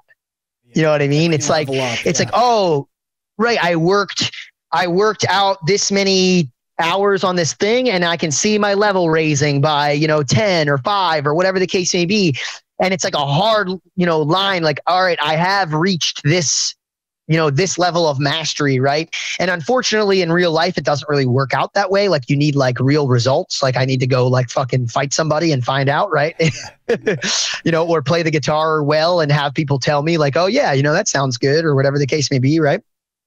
So it doesn't quite work like that. But that's that's a little bit of the dangerous part of these fucking video games though, man, is you can get so into that it's not real. You know what I mean? Like you didn't really, I spent 6 hours fucking, working on this particular skill, and it's like, yeah, it's saved in the fucking hard drive of this video game, but like nobody gives a fuck. You know what I mean? Like unless you do that professionally, I guess. Nobody gives a fuck what tree cutting fucking level I'm at. I used to play RuneScape back in the day. Like it means nothing. At some point in my life when I was a kid, I remember spending hours a day on RuneScape, and I was like, dude, I am spending way too much time doing this thing. I was like, at the end of the day, it literally means nothing. And sometimes I would walk away from it for a month to make sure that I wasn't addicted to it. Or sometimes I just cut it cold turkey, one day. So it's very easy for things like that to kind of replace the real life, kind of skill building. It's so cool though. Like you can do that in real life too. Like I said, with things, hobbies like guitar, like I just built a cold plunge in my fucking backyard, and it's like, hey, I spend a ton of hours researching how to do this thing, and I'm going to make some mistakes, but now I have a fucking thing that I built in my backyard. You know what I mean? And it's like, oh man, and I gained skills while doing it. I learned how to do some degree of plumbing. I learned, how a pump works, how it, all these things. And it's like, it's cool how life works that way. The one thing I'll say too about the difference between video games and real life is that in video games, skills aren't as perishable. And that's another addicting thing. It's like, oh, I could just pick this up and I'm still level 10. Yes. Yeah. It's like, oh, that doesn't really work in real life. You know what I mean? You can't just do jiu-jitsu for 2 years, walk away for a year, and then pick it back up and you're back at the same level you were before. It's like you're either going backwards or going forward. So that's the unfortunate part, or fortunate part, depending upon the way that you look at it, is you just got to continue to keep working at it no matter how much mastery you really think you have, or the skills will degrade, over time, inevitably. Absolutely, man. You mentioned Elden Ring. Did you ever play Skyrim? Were you into Skyrim at all? I did a little bit. It's for whatever reason. I'm not saying I never played like first person shooters and stuff like that. The third person visual has always just been a little bit more comfortable for me than the first person view. I was never like super into the first person shooters. And so I played them, I played a little bit of Halo and stuff like that. It was fun. Don't get me wrong, but it was never the same level of obsession as something that would be like a third person viewpoint for whatever reason. I don't know why. Yeah. I think maybe it's weird, man. Like because you would think like the first person, it's like even more immersion. Yeah. Yeah. I'm even more the character, but yeah, it always feels a little clunky to me. Maybe it needs to get to the point where it's like true fucking virtual reality before I'm like, fuck yeah, but yeah, I played Skyrim. I thought it was cool. I'd play a little bit, it's also like, I also would say that one of the things that I think Elden Ring did pretty well is they made it just a hair more user-friendly. I've heard that. Like it's like a little easier to leave that for a month, pick it up, and kind of know how to use the controls and everything like that. I feel like things like Skyrim, it's so detailed. It's like you try to leave something like that for a month or 2 months and try to pick it back up, and you're like, wait a minute, I have to learn how to do the whole thing all over again. And yeah. Yeah, if I switch back and forth between like Skyrim and Call of Duty, for like months at a time, I'll completely lose. Like I'll have my guy jumping when he's supposed to be reloading. It's like, oh man. Right. So that's frustrating, man. That's the only dissipation of skills, is like your actual skills do degrade over time when it comes to video games. And that can be a frustrating thing for sure. There's a little bit of a learning curve when it comes to that. That was the thing that I loved about Elden Ring too, is like it's so demanding in terms of your skill development. Like, unless you just go absolutely overboard with like over leveling and shit like that, it's really hard to just like crush everything you fucking see. And it's funny too. Like it's fun because you can a lot of people bitch about like how hard it is in terms of like, oh, why isn't there an easy mode or like whatever the case may be? And it's like, there kind of is. Like there's a way, there's always a way to like cheat. Like whether you're really cheating and you're using, codes or whatever to like level up or whatever the case may be. But it's like, hey man, if you want to just spend a ton of time just over leveling and then make it so that it doesn't take 2 hits to fucking kill you, you can. And if you want to fucking walk around naked with no armor and a little baby knife and try to kill everything like that, you can. You know what I mean? It's like there's like almost endless ways to restructure how challenging a moment is in that game. You go, oh man, like I just fucking crushed that boss. It's just way too easy. It's like, all right, well, I'm going to fucking take off some armor and like maybe give myself a slightly weaker weapon. And like, okay, now this is back to like just the right amount of challenging for me. And it's kind of, it takes some time to like get to that point, I guess, to where you really understand that. But that's always kind of fun for me. And over time, I make it more challenging. And then it's like, in a way, it's less challenging because I'm more skilled at the game. But like the first playthrough I had, I was probably like, over level 100. And then it's like the second playthrough, it's like, oh man, I'm trying to keep my level down to like under 80 or something like that by the end of the game. And, I don't know. I'm throwing numbers out there. I don't really remember. I haven't played in a little bit, but that's all. I got to play that game. I still haven't tried it. I remember when they released it, they showed a whole video, like kind of a gameplay previews and stuff. I thought, man, it looked amazing. Yeah. But I still haven't played it. But you've motivated me to go try it now for sure. I'm gonna go that try to get it. That game is a great example of a thing we talked about. We were saying like, oh man, sometimes you just gotta leave it and fucking go try to do something else. Come back. And it's such a great game for that because you can always fucking do that. There's always something else that you could just go do when whatever it is that you're trying to do, you're just hitting a fucking brick wall. You know what I mean? And there's always like a different way to approach it, like a different way to beat like whatever it is. You could use a different skill or magic or a different weapon or whatever, a different style. So that's a great one for that. And that would be my best advice if you do get into it is like, hey, if you start trying to fuck with something that you're just not fucking ready for, fuck off somewhere else and go fuck with something else because you'll spend fucking hours and hours and hours and hours and get the same result over and over and over again. Chances are you just got to fucking approach it differently or get better before you go do whatever that thing is. And I'll cheat a little bit and go online and fucking, see other people's strategies and stuff like that. And yeah. Yeah, I'll resort to YouTube every now and again if I'm stuck on a particular thing with different games. Yeah. For sure. Now I never used to fucking understand it. Because when I was growing up, we just played video games. Maybe you'd watch your buddy while he was taking his turn. But I never used to fucking understand people watching other people play video games. Yes. And after Elden Ring, it makes perfect fucking sense.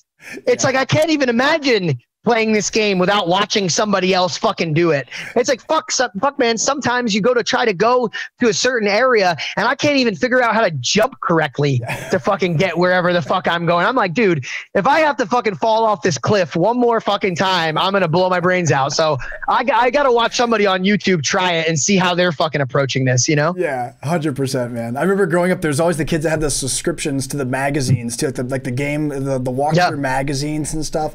And I get it. Like if you get stuck on really hard stuff like that, you can definitely bang your head into the wall and not have fun anymore. So, right. Garry, who do you think is your favorite superhero? So I don't know. To me, it's like a toss up if you technically call them a superhero or not. But I mean, I would still consider them superhero. I really liked Wolverine. Growing up. I was always attracted to characters that were a little, I don't know if the right word is anti-hero or just a little bit more flawed. Yes. I just much preferred flawed characters. It's really tough to get super attracted to Superman because he's so fucking cool, but it's also like you have fucking everything. Oh, you're fucking, kryptonite, or like, the chick that I'm dating is in trouble. But it's just like, there's nothing else that what challenges do you have to fucking deal with? It's like, dude, that's like a whole part of this thing is like I want to be like inspired to like fucking take on these challenges. Like, well, I'm not I'm not like that. I'm not fucking perfect. So how the fuck am I supposed to do it? You know what I mean? It's like, I got a lot more weaknesses than fucking kryptonite, buddy. You know, like, so, you know, Wolverine just seemed a little bit more real to me, a little bit more raw, a little bit more masculine, you know, a little bit more violent, you know, and it's just like, this is a guy who, like, yeah, he wants to do good. Like, you can tell he's got a good fucking heart, but he fucks up sometimes. And, you know, a lot of bad shit has happened to him, but he keeps coming back and he keeps trying to do fucking good, man, for the most part. And, you know, I don't know. I got really attracted to that sort of thing. And he also is not just like, again, it's not like cookie cutter bullshit. He just feels more tangibly real, like a real person. It's like, how many, most of the people that you meet that appear to have no fucking flaws are dark, sick fucking people. Yeah. You know, like, that's what I've found, at least in my life, is like, if you're putting out a projected image that's like, oh, I'm a perfect, clean cut, fucking never do anything wrong. Yeah. Fuck, dude, something's buried deep. You got bodies. Yeah. You got bodies in the closet. And we've fucking seen this with religious leaders and politicians and stuff like that and the like. It's like, dude, anytime and that's like what social media, I was just talking with my buddies today about social media, you know, it's just so, like, sickening how fake things are at this point, that, like, man, if I don't know you personally and really have a reason to, like, trust you, I'm just going to, on the surface, I'm going to assume every single thing you post is bullshit. Not like bullshit like you're a lot, like, well, yeah, I guess to some degree, like, yeah, I just assume that I'm not getting even 10% of the story, and that everything that you're saying, like, is total hypocrisy, and you do the opposite. And, like, because that's pretty much the norm, is like, we just put out this fucking projected image that's nothing like what we actually are. And we're all preaching and none of us are fucking following the sermon, you know? And so, yeah, unless I know and trust you, I just assume everything is fucking bullshit at this point. It's just, it's so fucking fake. I'm right there with you, man. I think that naturally no one's going to post the bad or like their flaws out there for the public to see. Some people will. Some people are super transparent and open about things, but I think most people are not. And so, yeah, you get this avatar of what the person wants the world to think. My girlfriend was talking to me the other day, and it's not like other people haven't said this too, but, oh yeah, you know, sometimes you post things and, like, you know, I know that you feel the way you feel, but do you think it's like the best thing, you know, for social media? Because some people are going to feel this way. And I'm just kind of like, I need a little bit of that. Like, I need to post a little bit of the things that just are how I'm thinking and feeling at the time. Doesn't mean I'm right. Doesn't mean that, you know, it doesn't mean that what I'm saying might not be a little fucked up or whatever. Sure, fine. But at least it really is me. It really is how I feel about the thing. At least I feel like a real fucking person. And it just, maybe, who knows, maybe other people think I'm faking it. I don't know. But, like, I need that for me. I need to post some of these things. Maybe it's not the best for business. Maybe I'm going to lose some people. Some, they're not going to buy my DVD, or, you know, they're not going to pay attention to me as a fan. But fuck, dude, like, it just makes me sick to just be like a fake person. I fucking hate it, dude. Even trying to pick up chicks back in the day sickened me, because there was like this level of deception that was involved where it's like, oh man, like, all right, I'm going to approach you at a bar, you know, and you're a woman that I'm attracted to. And it's like, I want to fuck you. Like, that's what I want. Like, I'm not. So anything that comes out of my mouth that isn't, hey, I want to fuck you, it just feels fake as fuck. So I don't even want to talk. Like, I don't even want to say something to you. It's not that, like, don't get me wrong, there's always a fear of rejection and all these sorts of things. But it was also just like a disgust at, like, whatever it was. Like, oh yeah, well, so the weather today was fucking, you know. And as I got older, like, it started to make more sense. And I found, like, I met people that, like, did it in a slightly different way. And, like, you know, and I'd always felt like in social situations, as far as, like, speaking to women were concerned, I always did better in, like, a group of friends where we were, like, actually having conversations about things, because then it felt more real. Then it felt like, okay, well, that girl's an attractive girl, but, like, we're also all as a collective group kind of having conversations about things. And I can hear what she has to say. She can hear me, like, what I have to say. We can develop this, like, more natural attraction, rather than being in, like, a bar where you can't fucking hear anything that anybody's saying. Say, hey, what's your name? Oh, Melissa. it's a really hot top. And it's just like, it just feels so fucking fake, dude. I fucking hate it. So I never liked that. But I did have one buddy, I'll share this with these guys. He had an interesting method that, again, made it a little bit more organic, where he would propose these scenarios. It's Mike Rockshon. He would propose these scenarios where it would be like an engaging topic of conversation. So I think one time we were out and he came up to this group of girls and was like, hey, can you help me, solve this, this debate I've been having with my buddies? Like, who do you think lies more, like men or women? And it was like, oh, this is how you can engage somebody in conversation. And now we can like get this dialogue going and it doesn't feel like super fake and bullshit or whatever the case may be. It's like, oh, okay, that's an interesting way of doing it, because it draws people in. It draws people in when you ask them a polarizing question like that, and they want to have conversation rather than like, oh yeah, hey, what's your name? What? It's like immediately they know what's up. It's like they know like you might want to be trying to hook up or like whatever. So they're kind of turned off. I feel fucking fake. They see the fakeness. You know what I mean? It's all. It just makes me shiver. I hate the whole fucking thing. That's a smart strategy, though, man. Shout out to Mike. That was really good. That's a right, for sure. Man, so you said you like the flawed superheroes. I relate to you on that. I always liked like Batman, Punisher, Wolverine. If you could have a superpower, what would you choose? I always I debate this, but like there's a lot of cool different things that you can do.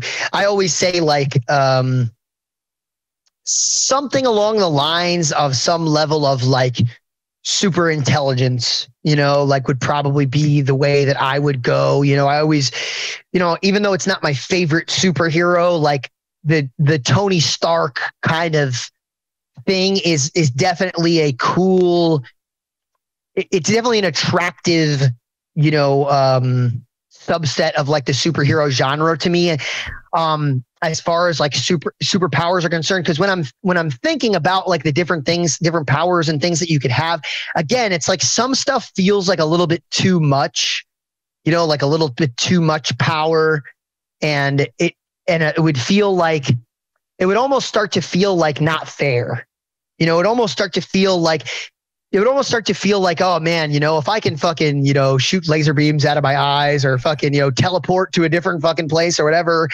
It's like, what did I really do? I was just born with this thing, like who gives, whereas like the intelligence, it's like, well, you might be very smart and you might be able to figure things out, but you still had to do some work. Like it's still work to like decipher problems and build things, and like, you're probably still going to make some mistakes. And like, to me, it's still, it feels like a much more real superpower. And it also, again, that's a thing. It feels like something that like to some degree exists already in nature. Like there are some people who are geniuses, or at the very least, like, dedicate themselves to things in a way that makes them genius-like, of course, different people, different IQs and these sorts of things. So I always kind of like, I always go back to that one, even if it's maybe not the sexiest, that's a good superpower. I like that one. That's a good one, man.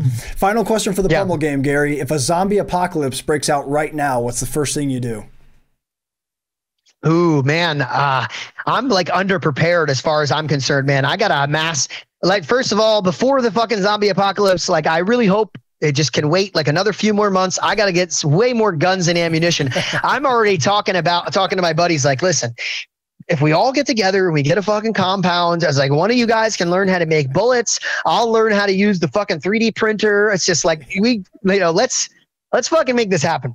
For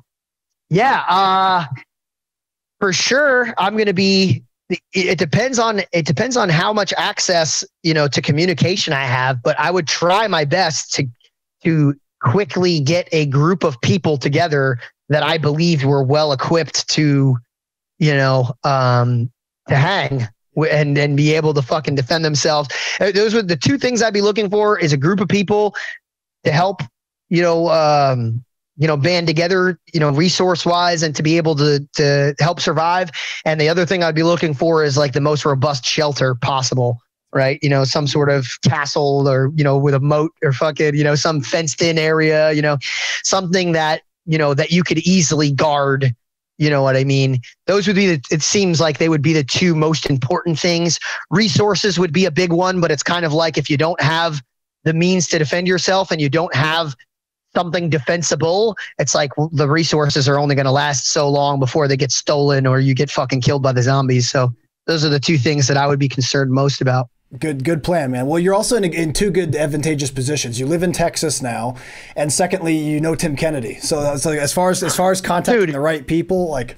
Right. I was just going to say, I haven't been to Tim Kennedy's fucking compound, but I would do everything I could with the technology available to me, whatever it was, to figure out where the fuck that was and try to make my way over there. I know that. That's definitely where you fucking want to be, dude. Solid plan. And Garry, that was the final question for the Pummel game. Congratulations, you win. You got your double underhooks. Yeah, baby. Garry, man, you've had a tremendous impact on my jiu-jitsu personally, man. I've tried to emulate your style in my own game. Of course, my jiu-jitsu is more like a wish.com version of your game, but I'm out here trying my best. So something I've always appreciated about watching you compete, as you mentioned this earlier, is your constant pace that you keep. You're constantly attacking and threatening and staying in people's face.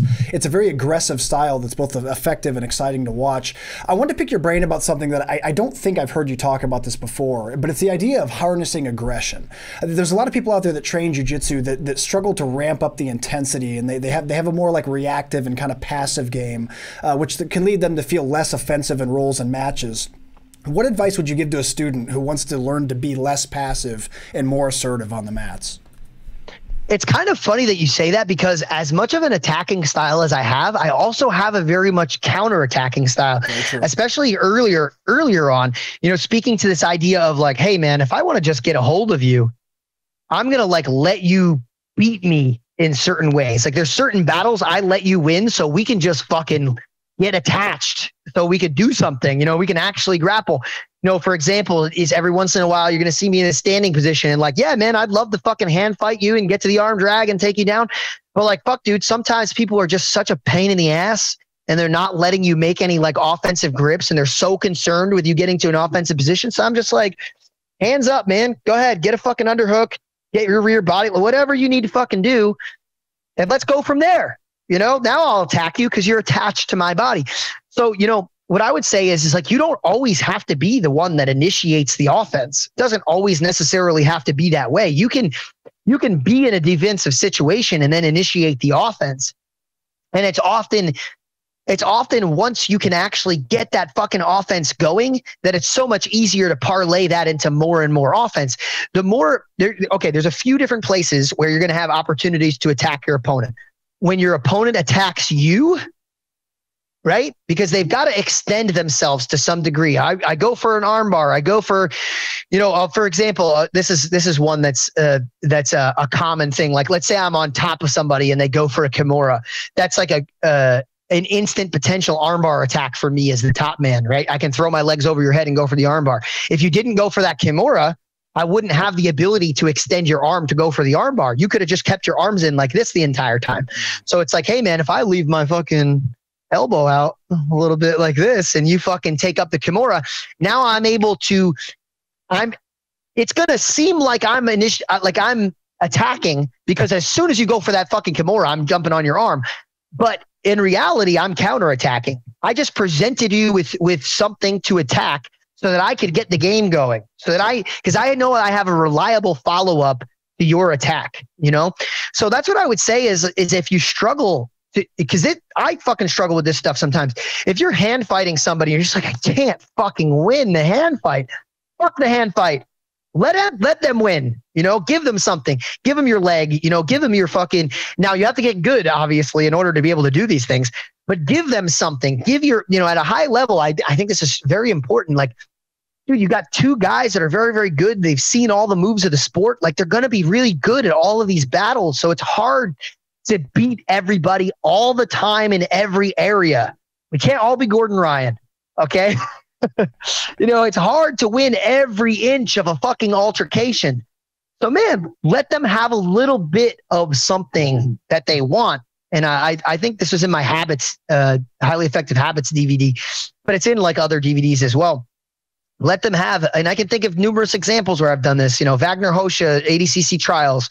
The reason I took his back is because I knew he was a Kimura guy, and I opened my arm up in a position where he could go for Kimura. He went for the Kimura. I spun to his back, and it resulted in a series of attacks, but it was a counter offensive thing. My last fight, he was in a position where I didn't have to completely expose my back, but I completely exposed my back. He went to a rear body lock, and I knew I had a double trouble roll, so it's like, man, anytime you can corral your training partner into a predictable situation, even if they're the ones on offense, that's a huge win, but as long as you have some pre-planned offense from that. So that's what I would say.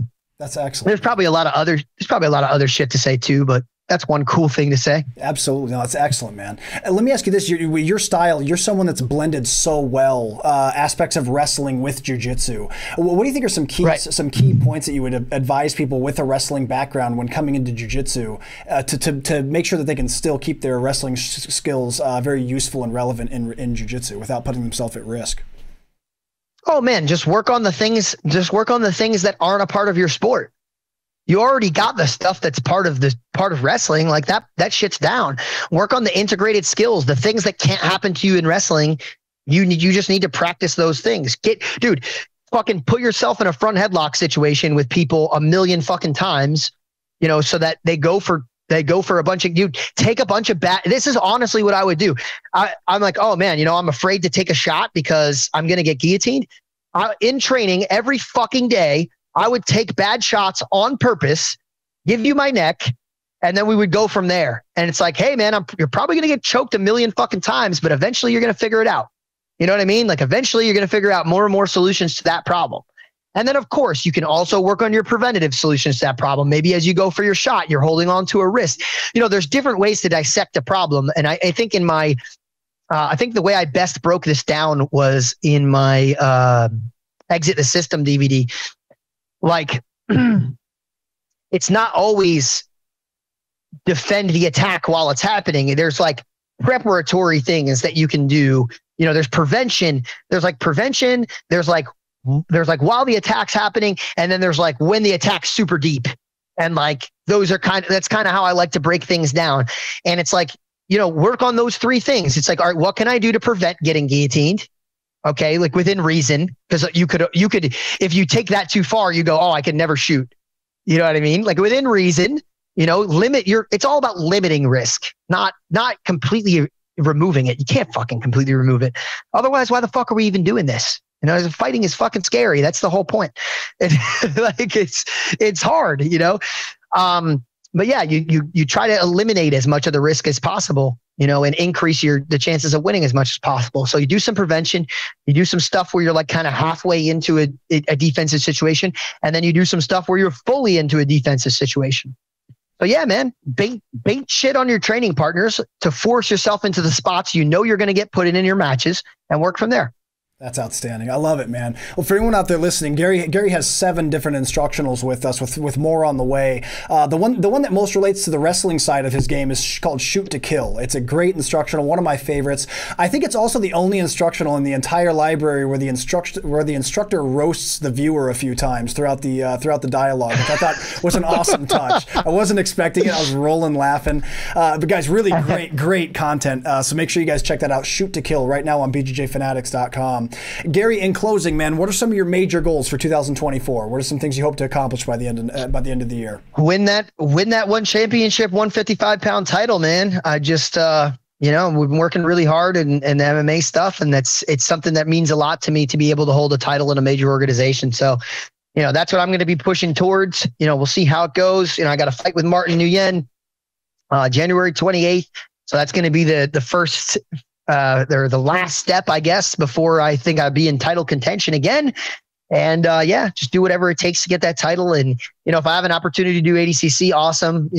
Chances are it's going to be tough if I'm in line. If everything goes well in my MMA career, chances are it's going to be tough for me to grapple. We'll see. If I already have the title, if somehow I manage to get the title before the opportunity to compete in ADCC, all right, well, then maybe I could be like, all right, guys, you can hold on just a minute. Papa Tonon has to do some grappling before I could get back to busting faces with my fists, But until I'm able to be the big man, with the belt around his waist, I don't really get to do that. Until then, I got to fucking do everything I can to get that belt. That's outstanding. I can't wait to see it happen, Garry, man. You carry the flag of jiu-jitsu so well in the world of MMA. We need more guys like you out there doing it. And, man, I really appreciate all your time today, Garry. Thank you so much, man. Yes, sir. Thank you. Well, folks, unfortunately, we're fresh out of time. Garry, this is our 600th episode on the podcast. Out of all the episodes I've done, this is absolutely one of my favorite conversations I've ever had. So thanks for being here today. Thanks for taking time out of your very busy schedule to do this. You're welcome back anytime you'd like to come back. Thanks, man. Really appreciate it. You had a great time, man. There's a lot of things that I got to talk about that have been kind of running through my head that I haven't been posting about. I don't really post on social media as much as I used to anymore. I'm just focusing on me and my life and my training. So, yeah, it was cool to have an opportunity to express all of that. Well, I appreciate you sharing it all, man. For anyone out there that wants to keep up with Garry, it's real easy to do so. He's Garry Tonon on pretty much all social media platforms: Instagram, X, TikTok, YouTube. He has a YouTube channel. Type his name in, subscribe, and hit the bell icon to get notified when he adds new videos. You guys can learn from Garry anywhere in the world here at BJJFanatics.com. He's got 7 different instructionals with us. We mentioned in deep detail Shoot to Kill, his wrestling-based instructional. He's also got Taking the Back and Defending the Back, which are the newest ones. So make sure you guys check those out. And that's going to do it for this episode, everybody. I really appreciate you tuning in. Please stay tuned for the next episode of the BJJ Fanatics Podcast.